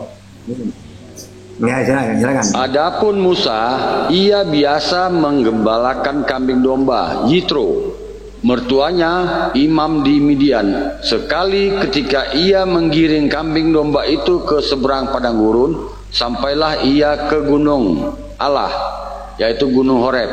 Lalu malaikat Tuhan menampakkan diri kepadanya di dalam nyala api yang keluar dari semak duri. Lalu ia melihat dan tampaklah semak duri itu menyala, tetapi tidak dimakan api. Musa berkata, baiklah aku menyimpang ke sana untuk memeriksa penglihatan yang hebat itu. Mengapakah tidak terbakar semak duri itu? Ketika dilihat Tuhan. Bentar. Di sini dikatakan ketika dilihat Tuhan, bukan dikatakan ketika dilihat malaikat ya. Berarti yang melihat Musa gini, saya potong. Ya, kamu sini. KPR. Bang, sabar dulu, kita uraikan satu persatu, jangan lari-lari. Enggak, saya tidak berdialog dengan kamu. Kasih biar Ustaz kata. Saya mau mengajak sportif di sini. Di sini dikatakan malaikat juga Tuhan loh. Iya, sabar dulu, Bang. Sabar dulu, kita uraikan dulu Keluaran 3 dulu. Sportif. Saya ngajak sportif di sini. Saya interupsi. Di sini sabar dulu, sportif. Enggak, jangan lari kemana-mana. Sportif dulu. Nanti kita akan uraikan yang ini. Maksud saya itu nanti kita akan uraikan yang ini, tetapi selesaikan yang tadi dulu. Gini, kamu punya dalil berapa bahwa itu Tuhan sendiri? Dihitung sendiri ya, ayat berapa nanti? Enggak usah kata, maksud saya itu kita selesaikan Keluaran 3 di sini supaya netizen di bawah tercerahkan. Itu yang saya harapkan. Nanti setelah Keluaran 3 kita akan lari ke KPR, nggak masalah bagi saya. Ya, tapi saya interupsi sedikit ya. Di sini malaikat dibilang Tuhan loh. Iya. Sabar. Kita uraikan Keluaran 3 dulu biar tahu netizennya. Oke. Ketika dilihat Tuhan bahwa Musa menyimpang untuk memeriksanya. Bentar. Ketika dilihat Tuhan berarti bukan ketika dilihat malaikat ya. Berarti yang melihat Musa Tuhan atau malaikat? Iya sudah, teruskan aja. Udah punya dalil satu ya. Oke, berarti Tuhan yang melihat bukan malaikat, sepakat ya? Enggak, malaikat itu yang turun malaikat lalu malaikat Tuhan itu baca dari awal. Lalu malaikat Tuhan menampakkan diri. Jadi malaikat Tuhan yang menampakkan diri. Baca dari atas tuh. Lanjutkan. Ketika dilihat Tuhan bahwa Musa menyimpang untuk memeriksanya, berserulah Allah dari tengah-tengah semak duri itu kepadanya. Berserulah Elohim dari tengah-tengah semak duri. Berarti yang berseru dari tengah-tengah duri tadi itu bukan malaikat tetapi Elohim, benar ya? Tuhan ya, bukan malaikat ya? Malaikat itu. Saya mengajak sportif. Saya berharap kalian sportif dialog di sini. Saya mengajak sportif. Enggak, sabar. Saya mengajak sportif dialog di sini. Saya mengajak sportif dialognya supaya janganlah kita membuat orang itu sabar. Sportif saya berharap. Saya silakan lanjutkan. Ketika dia Tuhan, mana lagi? Ya lanjutkan.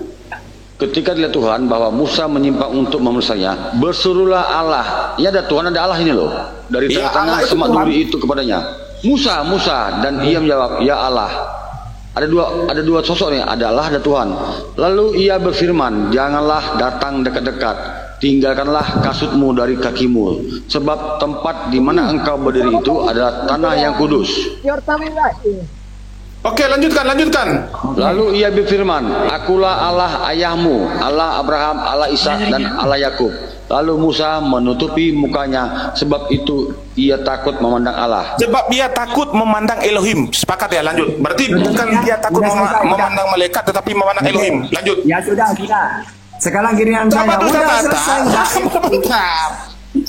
Sabar. Ya udah. Ya itu lanjut. Lanjutkan bang, lanjut bang. Dan Tuhan berfirman, aku telah memperhatikan dengan sungguh kesengsaraan umatku di tanah Mesir, dan aku telah mendengar seruan mereka yang disebabkan oleh pengerah-pengerah mereka. Ya, aku mengetahui penderitaan mereka. Sebab itu aku telah turun untuk melepaskan mereka dari tangan Mesir dan menuntun mereka keluar dari negeri itu ke suatu negeri yang baik. Sudah, gini sekarang. Ini Bang Otak Waras buka Dua Tawarik. Keluaran dulu, Keluaran 3 ayat 2 dulu ya. Ini saya punya, kamu punya dalil 1 ya, Mi? Saya punya 5 ini. Keluaran 3 ayat 2. Kenapa? Karena di dalam Keluaran 33:20 mati manusia kalau melihat Tuhan. Sehingga yang datang di Gunung Sinai itu malaikat. Coba baca. Lalu malaikat Tuhan menampakkan diri kepadanya di dalam nyala api yang keluar dari semak duri. Oke, sudah. 1 sudah. Sekarang Kisah Para Rasul 7:30. 30 dulu. Lalu 53. Oh, 30 dulu, ayo. Kisah Para Rasul 7:30. Wah, ini jadi KPR rumah sih. KPR 7:30 dulu, biar urut. Oke, nih. Dan sesudah 40 tahun tampaklah kepadanya seorang malaikat di padang gurun Gunung Sinai di dalam nyala api yang keluar dari semak duri. Ya. Nah, udah. Sekarang pindah ke ayat 38. Tetap bisa Rasul 7 tapi 38-nya.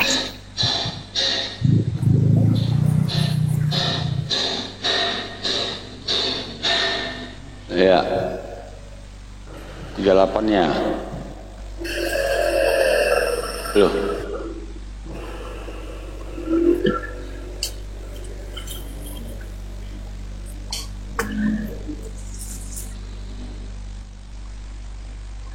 Oke, Musa inilah yang menjadi pengantara dalam sidang jemaah di padang gurun di antara malaikat yang berfirman kepadanya di Gunung Sinai. Malaikat yang berfirman. Pindah lagi ke ayat 53. 753, Pak. Iya. Tetap tapi 53. 753. 753. Ya. Oke. Kamu telah menerima hukum Taurat yang disampaikan oleh malaikat-malaikat, akan tetapi kamu tidak menurutinya. Nah, udah.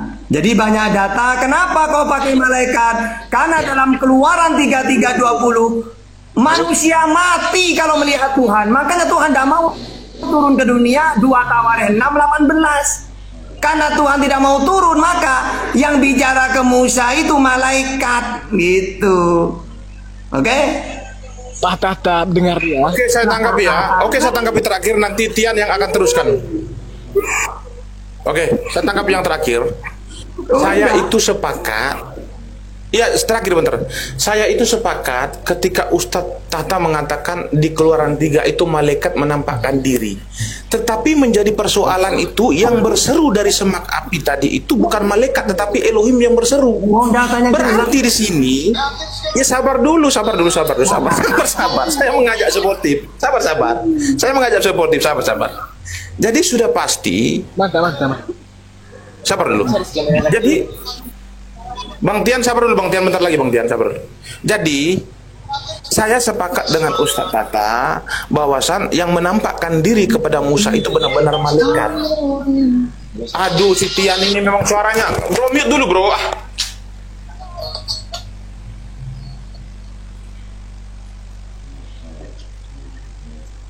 Oke, saya lanjutkan ya. Ini kita singkirkan aja, diajak dialog, takut, ganggu. Iya, dia ganggu, bising. Saya lanjutkan lagi. Saya sepakat dengan Ustadz Tata bahwasan yang menampakkan diri kepada Musa di Gunung Sinai itu adalah malaikat, itu benar. Tetapi yang menjadi persoalan itu, yang mengatakan dia telah turun ini bukan malaikat, tetapi Tuhan yang menyatakan dia telah turun. Lalu yang berseru dari dalam api tadi, yang semak api tadi, itu bukan malaikat, tetapi Tuhan yang berseru dari dalam.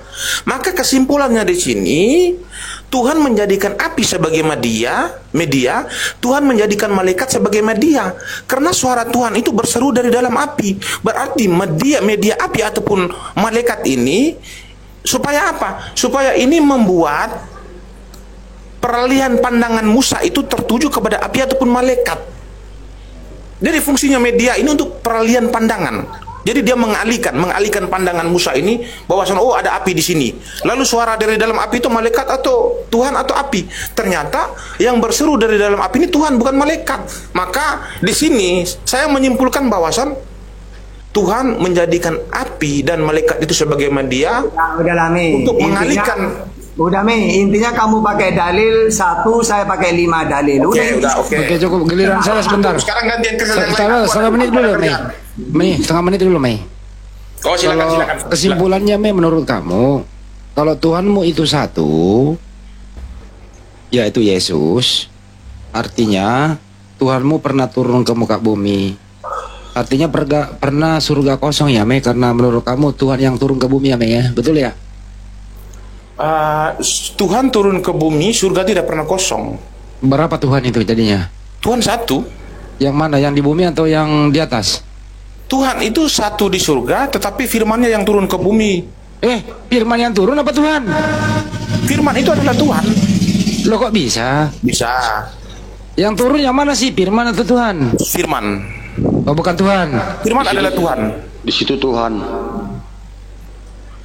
Kalau ada Tuhan di bumi turun, ada juga Tuhan di surga, artinya ada dua Tuhan. Nah, oke, saya jelaskan ya. Sebenarnya analogi sudah saya sampaikan kepada Bang. Kamu bacanya Tuhan Allah ada dua tadi malah, bukan firman. Saya ini kan sudah menjelaskan jadi analogi firman. kemarin sama Bang Handi kan sudah. Tapi Bang Handi meminta lagi, nggak apa-apa saya jelaskan karena netizennya banyak, nggak apa-apa. Pertanyaannya sederhana, nggak usah dijelasin, Mei. Bisa. Tuhanmu satu, berarti kalau Tuhanmu turun ke bumi, berarti surga kosong karena dia lagi di bumi, betul? Oke, saya jelaskan. Sebentar ya, nanti Bang Andi membantahnya, boleh kok? Ya boleh. Nah, jadi begini ya. Berbicara tentang Tuhan turun ke bumi, itu berbicara tentang suaranya yang turun ke bumi. Berbicara tentang suara Tuhan turun ke bumi, artinya kita berbicara tentang Tritunggal. Berbicara tentang Tritunggal artinya berbicara Tuhan yang esa tetapi memiliki 3 pribadi, tetapi bukan 3 Tuhan. Amin. Biarin dulu, biar. Amin. Ini ngomong khotbah, ya amin. Iya, lama. Iya, saya lanjutkan lagi ya. Memang saya ini kan pintar, jadi mungkin harus agak sedikit khotbah, wajar lah. Cuman koinnya nggak ada, masalahnya koin nggak ada. Oke, saya lanjutkan ya. Secara teori. Jadi berbicara tentang Tritunggal. Nah, sekarang Tuhannya Kristen ini untuk memahami Tritunggalnya ini seperti apa caranya? Caranya itu kita beranalogi. Analogi itu adalah salah satu bentuk pendekatan. Gak usah analogi, Mei, kau udah bilang gak usah. Kita paham lah artinya. Waktu mepet nih artinya. Yang turun ke bumi ini Bapa atau Yesus yang turun ke bumi? Yang turun ke bumi ini adalah suara Tuhan yang disebut dengan anak, yang disebut dengan Yesus. Berarti yang turun ke bumi Yesus, bukan Bapa? Bukan.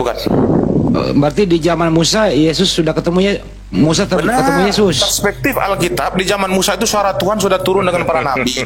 Jadi yang turun di dalam Quran 3 tadi itu, yang turun ke Musa ini Yesus atau bukan? Iya, Yesus benar karena dia adalah firman. Berarti Yesus berapa kali naik turun ya? Banyak.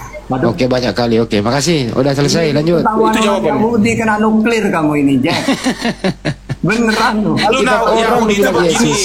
Lalu Yahudi itu ketemu Yesus kena nuklir kamu nanti sama Yahudi. Lalu Yahudi itu begini, Yesus mencela orang-orang Farisi. Dengar, ketika dalam perdebatan dengan orang-orang Farisi, apa kata Yesus kepada mereka? Wahai orang-orang Farisi, kamu ini hanya bisa membaca kitab sucinya para nabi, tetapi kamu tidak tahu mengartikannya. Artinya mereka ini tidak bisa mengartikan kitab Oke. suci, selesai. Artinya mereka, yang Pak. punya kitab tidak tahu mengartikan. Yesus Kristen Yesus Taruh menegaskan saya kepada dulu, mereka, Mei, mereka izin, tidak Mei. tahu mengartikan. Mei. Artinya Yahudi yang punya kitab tidak tahu mengartikan, Kristen yang lebih ngerti mengartikannya, Nah, gitu ya. karena kata Yesus, bukan kata kami kan. Ya, lebih pinter Anda daripada yang punya kitab. Benar. Bisa pinter, Anda yang pinter gitu kan. Benar. Pasti Oke, Bang Andi, oke. pasti. Oke. Mudah-mudahan nanti Anda ke sana itu tidak pakai cara ini nanti ya. Mohon maaf kalau Anda nanti dieksekusi di sana, Mei, kalau Anda ke sana seperti ini. Oke lah. Oke, aku izin turun dulu ya. Ini ada keperluan ini. Oke, Mei. Ustaz Tata, terima kasih atas waktunya semua teman-teman ya, moderator dan juga otak waras semua ya. Iya. Kristen yang tadi itu dinaikkan aja, siapa tadi itu? Dinaikkan aja. Iya. Oke. Jadi kalau ada seorang Kristen kayak Meme ini pergi ke Israel mengatakan yang turun ke bumi itu adalah Yesus yang menemui Musa, Bapak tetap stay di surga, atau Elohim tetap di surga, Yesus yang menemui Musa, ya saya nggak bertanggung jawab kalau Anda pulang tinggal nama atau diludahi atau di olok-olok di sana, gitu aja sih. Kena senjata air kondom. Apa itu? Air apa? Ustaz Tata. Enggak, senjata apa yang canggih itu? Nuklir. Air dom. Air ketuban, udah air ketuban aja udah. Iya, pokoknya ada dom-domnya gitu, canggih gitu loh. Nggak begitu cara para rabi-rabi Yahudi, nggak begitu. Yang datang itu malaikat. Kalau Yahudi punya ya malaikat di situ kok jelas. Tapi makanya kalau diperjelas kalau begitu satu Tuhan, berarti surga kosong dong. Nah, pakai Trinitas dia kan. Mana ada di situ menjelaskan Trinitas. Inilah pinter banget ini Kristen kayak Meme ini menafsirkan kitab orang demi untuk memperkuat konsep teologisnya dia yang bersumber bukan dari ajaran para nabi. Ya dimintai pertanggungjawaban lah nanti. Gak apa-apa lah ya. Mudah-mudahan teredukasi buat kita semua. Lanjut. Ya, Weleng, apa yang mau disampaikan, Dek? Ya, aku cuma mau menanggapi dari Bang Jeki tadi, cuma orangnya sudah turun ya. Bagaimana? Ya, maksud saya ini begini. Bang Jeki itu secara teori ilmunya hebat, tapi secara logika otaknya itu sudah didoktrin dan didogma oleh Bible itu sendiri. Bagaimana mungkin Yesus yang seorang nabi dan manusia bisa dituankan oleh ajaran Paulus itu sendiri? Bahkan di Bible sendiri mempunyai arsip tentang silsilah dari Yesus Kristus. Salah satunya ada di Kolose 4 ayat 11. Itu aja yang aku mau bertanggapi sama Bang Yeki tadi. Cuma ya beliau sudah turun ya. Gimana? Ya lebih parah lagi kalau Yesus turun berapa kali. Naik turun gitu loh. Malaikat kok dibilangin Yesus, bilangin firman.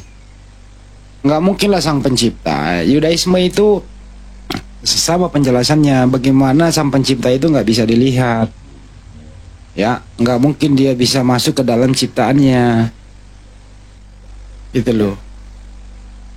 Ya Weleng, kamu apalagi sih? Kamu masih stay menjadi seperti ini. Kenapa? Nggak sekalian syahadat gitu, Weleng? Bang Jeki itu secara teori itu hebat ilmunya itu. Cuma ya pintar ngomong aja tapi nggak ada data. Datanya sedikit tapi secara teori yang. Tapi Weleng masih percaya nggak Yesus itu Tuhan? Kalau aku pribadi Yesus itu hanya utusan atau manusia biasa. Seperti itu Bang Andi. Tinggal selangkah lagi dong kalau begitu ya. Ya, karena data-datanya kan sudah ada semua itu. Silsilah dari si Yesus itu sendiri sudah ada. Si Bible sendiri yang mengatakan bahwa Yesus mempunyai silsilah. Tapi arsip itu disimpan dan dirahasiakan oleh si Vatikan itu sendiri. Jadi Yesus itu utusan Tuhan ya. Bahkan ada datanya yang bocor di Kolose 4 ayat 11 itu kan Bang Andi. Seperti itu. Oke. Terus kamu percaya nggak Yesus mati di tiang salib?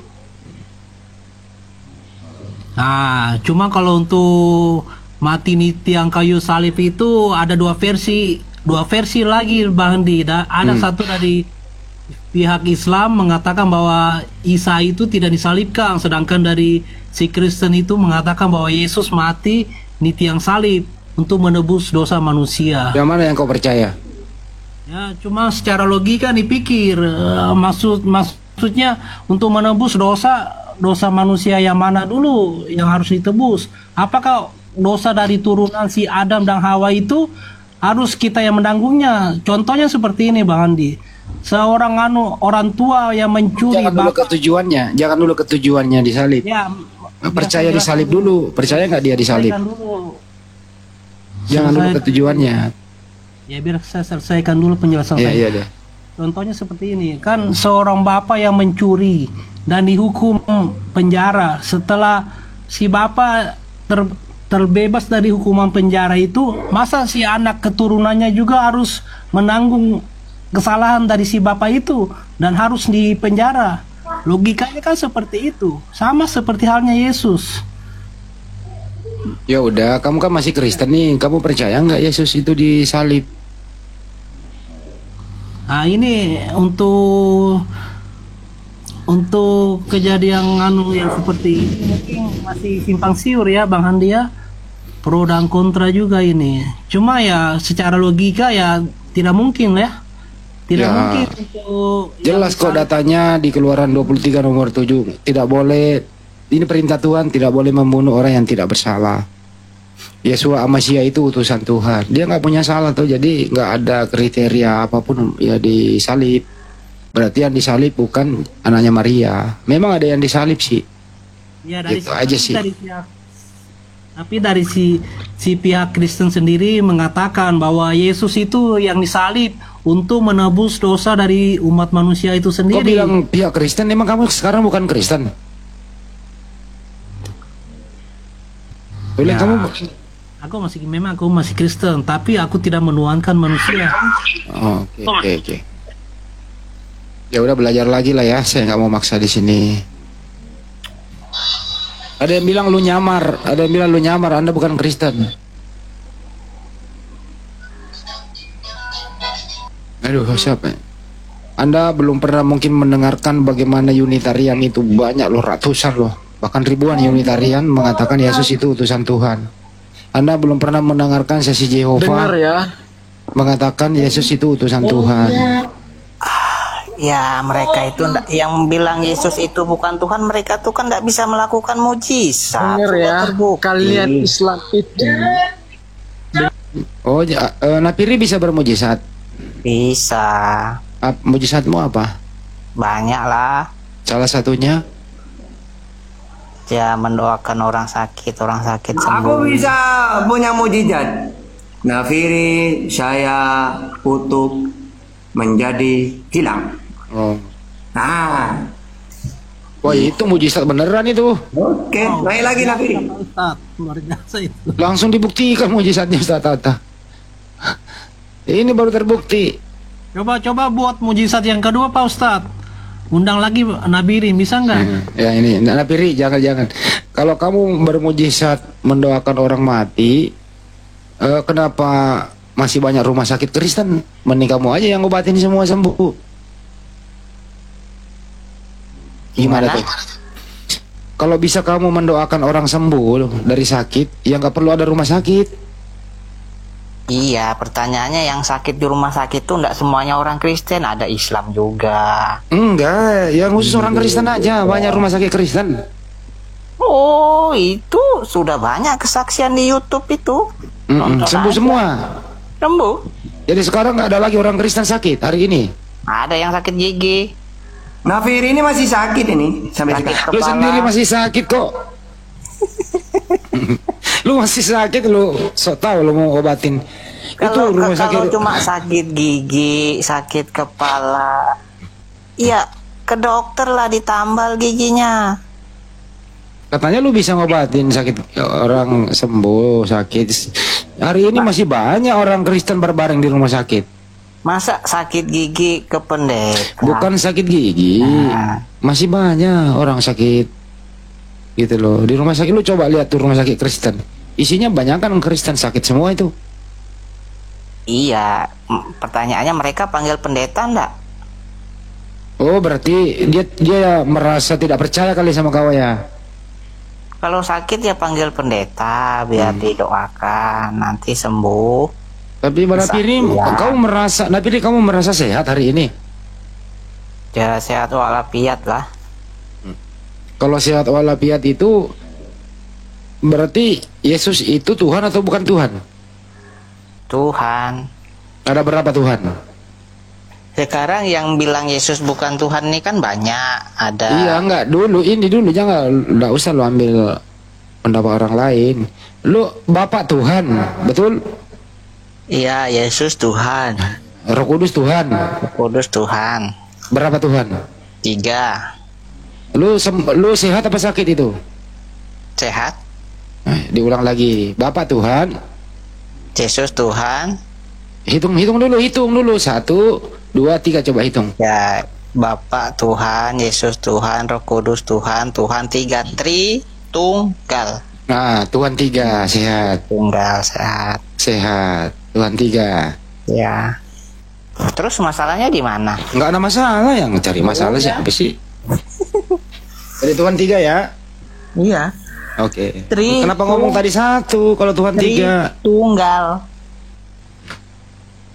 Kan konsep Tritunggal begitu. Udah jelas 3, Tri itu kan 3. Iya 3. Ya sudah 3. Apanya lagi? Nah 3 di dalam 1 tunggal gitu loh. Oh, menyatu dia. Tuh. Kapan menyatunya? Sejak bumi belum diciptakan sudah nyata. Waktu di dalam kandungan menyatu juga? Iya. Kok surga kosong dong waktu dia mengandung? Ya enggak lah. Lo kan katanya menyatu dalam kandungan.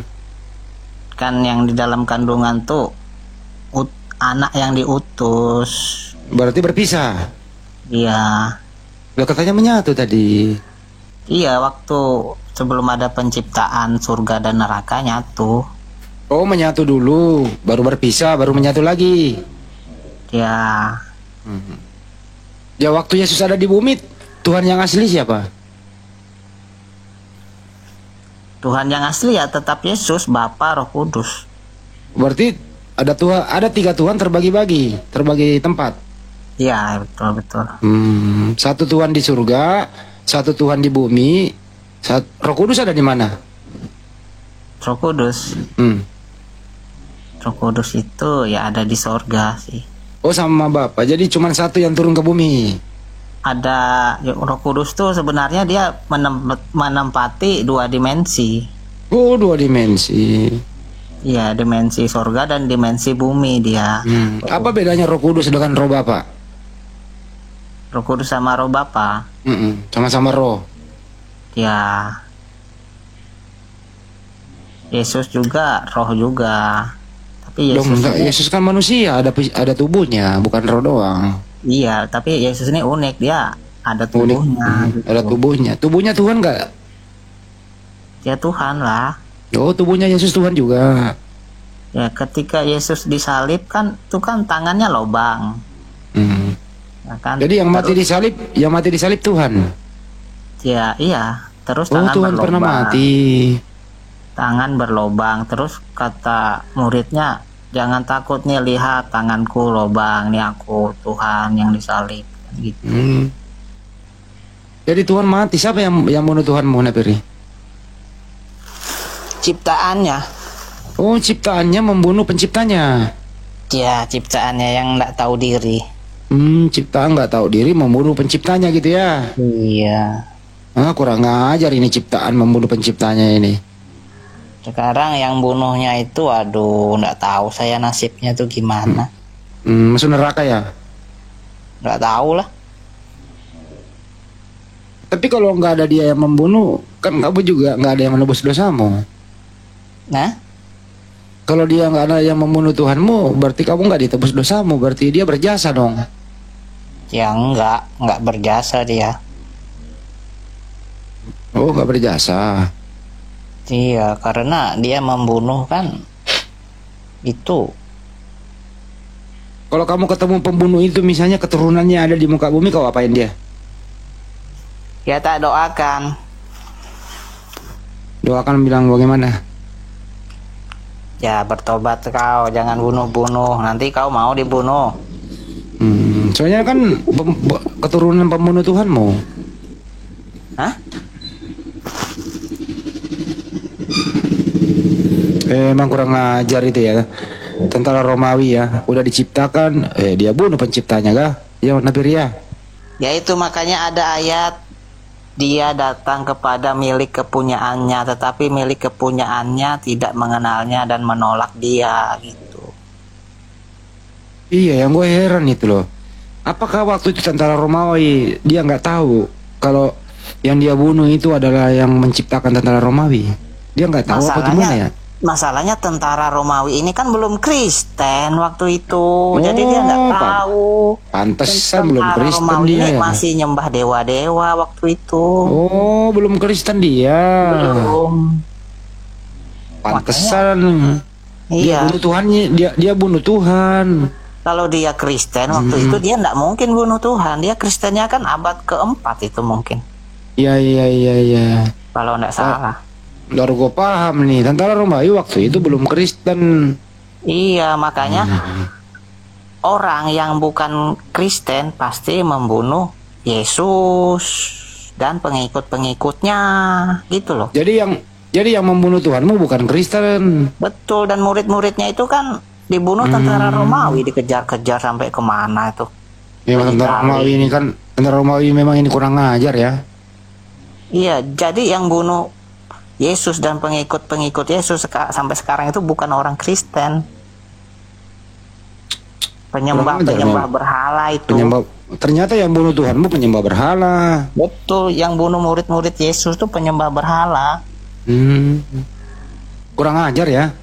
Jadi kalau ada orang yang bunuh orang Kristen zaman sekarang yaitu penyembah berhala. Kok bisa begitu Dia nggak kenal ya? Tuhan. Nggak kenal Tuhan dia, makanya dia bunuh Tuhan. Betul. Seandainya dia tahu, nggak mungkin dia bunuh Tuhan gitu ya? Iya, dia kan jadi Kristen Romawi itu kan abad keempat baru dia jadi Kristen. Oh, baru mereka sadar ternyata yang kita bunuh ini Tuhan ternyata. Waduh. Jadi pernah itu waktu Tuhanmu mati, pernah Tuhan tinggal 2 ya, karena mati 1. Hah? Ya Nabi Ria? Hah? Ya kan Tuhanmu 3, mati 1 tinggal 2, baru hidup lagi menjadi 3 lagi gitu. Gimana? Mati 1.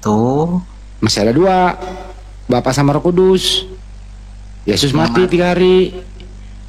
Ya enggak ya, karena yang mati itu casingnya aja. Kan tadi casingnya lu bilang Tuhan juga. Iya, rohnya kan masih Tuhan juga. Iya, artinya Trinitas ini pernah kekurangan tubuh 3 hari gitu. Iya, casingnya lepas, tapi isinya ya enggak rusak, enggak mati isinya. Tapi casingnya kan Tuhan juga. Iya, kan cuma casing. Terus di dalam kubur 3 hari casing ini kemasukan lagi Tuhan, hidup lagi gitu ya. Ya, Tuhannya turun lagi masuk ke dalam casingnya itu. Jadi kenapa casing itu dibiarkan 3 hari dalam kubur, nggak dijaga? Oh, kan dijaga tentara Romawi. Tentara Romawi nggak tahu kali, nggak lihat kalau Tuhan masuk lagi dalam tubuh casing gitu ya. Ya kan roh gimana mau ngelihat, kecuali tentara Romawi punya dukun, dia bisa ngelihat. Kaget nggak orang-orang itu Nabi? Wih, hidup lagi gitu. Kaget orang ya. Ya gempar lah, gempar. Gempar tuh seluruh dunia itu gempar itu.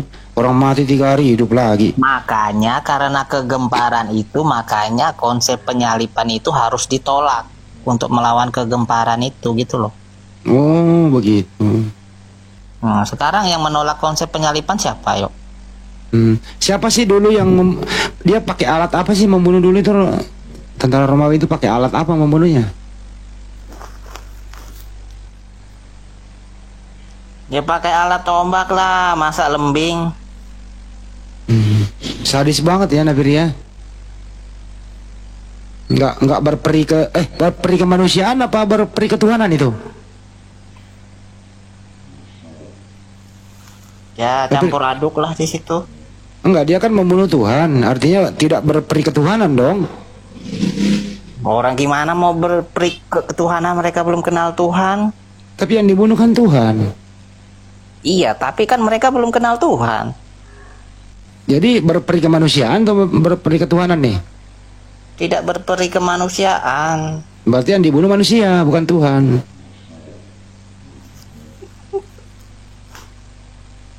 Gimana itu?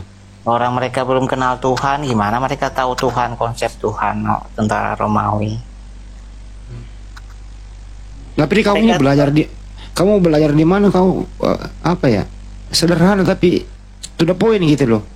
Iya, itu namanya, itulah yang saya bilang, saya ini Kristen makrifat. Wih, Kristen makrifat, pantesan. Iya. Jadi susah dibantah argumen-argumen saya itu. Ilmu kamu langsung dari atas ya? Ya betul. Terakhir kamu mimpi gimana? Mimpi ketemu Yesus? Ada lagi nggak mimpi baru? Ada sih. Apa itu coba? Ya. Diam semua teman-teman. Teman-teman semua diam dulu. Ini update terkini Napiri ketemu Yesus. Silakan Napiri. Ya, saya lihat bandara-bandara itu macet, nggak bisa penerbangan. Begitu. Jadi kita mau keluar negeri itu nggak bisa. Ternyata apa? Ternyata terjadi nuklir, perang nuklir.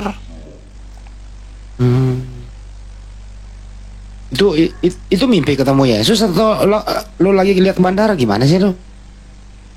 Iya, lihat bandara, penerbangan di luar negeri, keluar antar benua, antar negara itu nggak bisa. Bandara itu banyak mayat. Dengar ya, kalian Islam itu ya, saudara Islam. Terjadi kekacauan ya Nabir ya? Iya, kekacauan, penerbangan nggak bisa karena ini roket terbang di udara loh, makanya bandara nggak bisa terbang.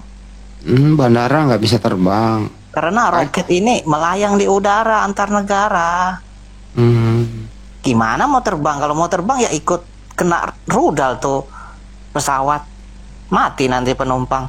Tadi katanya mau bercerita mimpi ketemu Yesus, malah kau menceritakan bandara, gimana sih? Iya, mimpi update-nya terbaru itu. Waktu dulu ketemu Yesus itu kamu berapa menit ketemu? Jadi kesimpulannya nggak lama lagi ini perang dunia nuklir. Oh gitu. Tapi kamu dulu pernah bercerita mimpi ketemu Yesus. Gimana itu, coba ceritain biar orang pada paham. Aduh, itu kan udah ada di YouTube, masa nanya lagi? Boleh tanya ya Bang ya? Ntar dulu, Napiri mau cerita mimpi ketemu Yesus. Ya itu kan udah ada di YouTube, masa nanya lagi? Enggak, ini orang mau dengerin. Ya, jadi waktu itu saya mimpi ketemu Yesus. Katanya, Napiri, kamu berhenti itu main micet, nonton bokep, pergi ke klub malam. Kamu tuh banyak dosa. Kalau kamu nggak bertobat, kamu saya buang ke neraka. Gitu. Memang tadinya kamu kesukaannya nonton kayak gitu? Iya, tadinya. Oh. Yesus datang menegur kamu. Iya, kalau kamu nggak tobat, kamu saya buang ke neraka. Akhirnya kamu melanjutkan atau berhenti? Dalam hatiku, waduh, saya ini kan anak pendeta, kenapa saya mau dibuang ke neraka ya? Ya, terus? Pikir-pikir, iya betul juga sih, saya banyak dosa kemarin-kemarin. Tobat Tuhan, ampuni saya janji nggak ngelakuin lagi, saya tobat. Tapi setelah saya bangun. Oh, jadi kamu dulu suka nonton bokep gitu ya? Iya, sama kayak Pak Handi Selebes waktu muda kan suka nonton bokep juga. Ya lu jangan nyamain gua dong. Berapa menit kau ketemu itu mimpimu, lama nggak? Ya sebentar aja sih, paling 3 menit. Kelihatan dia pakai baju apa? Saya tuh bingung. Saya ini kan anak pendeta, tapi kok saya mau dimasukkan ke neraka sama Yesus? Ya karena kamu suka main yang enggak. Maksud saya tuh kok lihat dia pakai baju apa? Baju putih kah? Ya itu Yesus tegur. Yesus tidak pandang mau kamu anak pendeta kah, anak menteri, presiden kah. Kalau kamu buat dosa ya kamu tetap masuk neraka. Gua nanya sama lu, itu Yesus lu lihat apa cuman suara doang? Lihat, mimpi ketemu langsung, mukanya tuh bersinar, kayak bersinar. matahari, kayak bola lampu, nggak kelihatan dalaman bola lampu itu. Pakai baju apa? Putih. Oh putih, terus wajahnya bersinar kayak bohlam lampu gitu. Iya, bisa nggak ngeliat bola lampu yang lagi nyala tuh ke dalamnya? Ya. Bersinar ya. Bersinar kayak di kitab Wahyu tuh, wajahnya bercahaya bagaikan matahari. Itu betul itu. Kata Yohanes di kitab Wahyu. Ya kitab Wahyu ya. Cuman itu saja satu tegurannya, yang lain nggak ada komunikasinya lagi yang lain. Ya sebenarnya banyak sih. Dulu pernah lu bilang katanya dia habis itu dia ke pasar larang orang main judi. Gimana itu? Bener nggak tuh? Kalau di pasar itu emang seburuk-buruknya tempat ya pasar. Karena di pasar itu terdapat banyak orang yang menggunakan tipu muslihat, guna-guna. Katanya lu bilang Yesus ke pasar negur orang. Bener nggak? Waduh, kok saya kena peringatan TikTok ya? Ya lu kena peringatan Tuhan lu, bukan TikTok.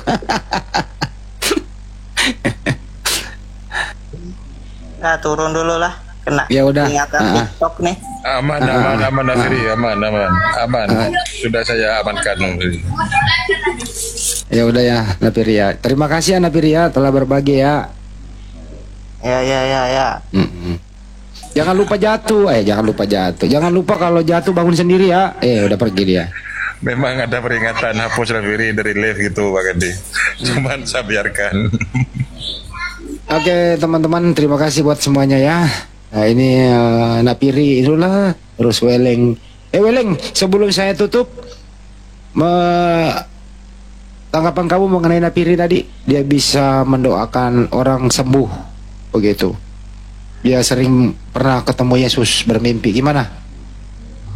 Napiri itu mempermalukan dirinya sendiri. Nah lihat banyak di kolom komentar itu, ada yang bilang mabuk tuak lah, apalah. Jangan-jangan otaknya sudah setengah waras itu. Dulu kan sering main micet sama nonton itu, ditegur gitu. Nah, itulah aku bilang tadi Bang Andi, itu dia mempermalukan dirinya sendiri. Ya udahlah kalau begitu. Oke, terima kasih buat teman-teman semua. Ini saya hanya bertanya ke Napiri, diskusi tadi sama Meme dan semuanya. Semoga Anda bisa melihat dua sisi. Silakan Anda mau memilih dan percaya yang mana. Tidak ada unsur penistaan, ini hanya diskusi, tidak monolog. Terima kasih buat semuanya. Mohon maaf atas segala hilap. Wabillahi taufiq wal hidayah. Assalamualaikum warahmatullahi wabarakatuh. Disewa? Hah?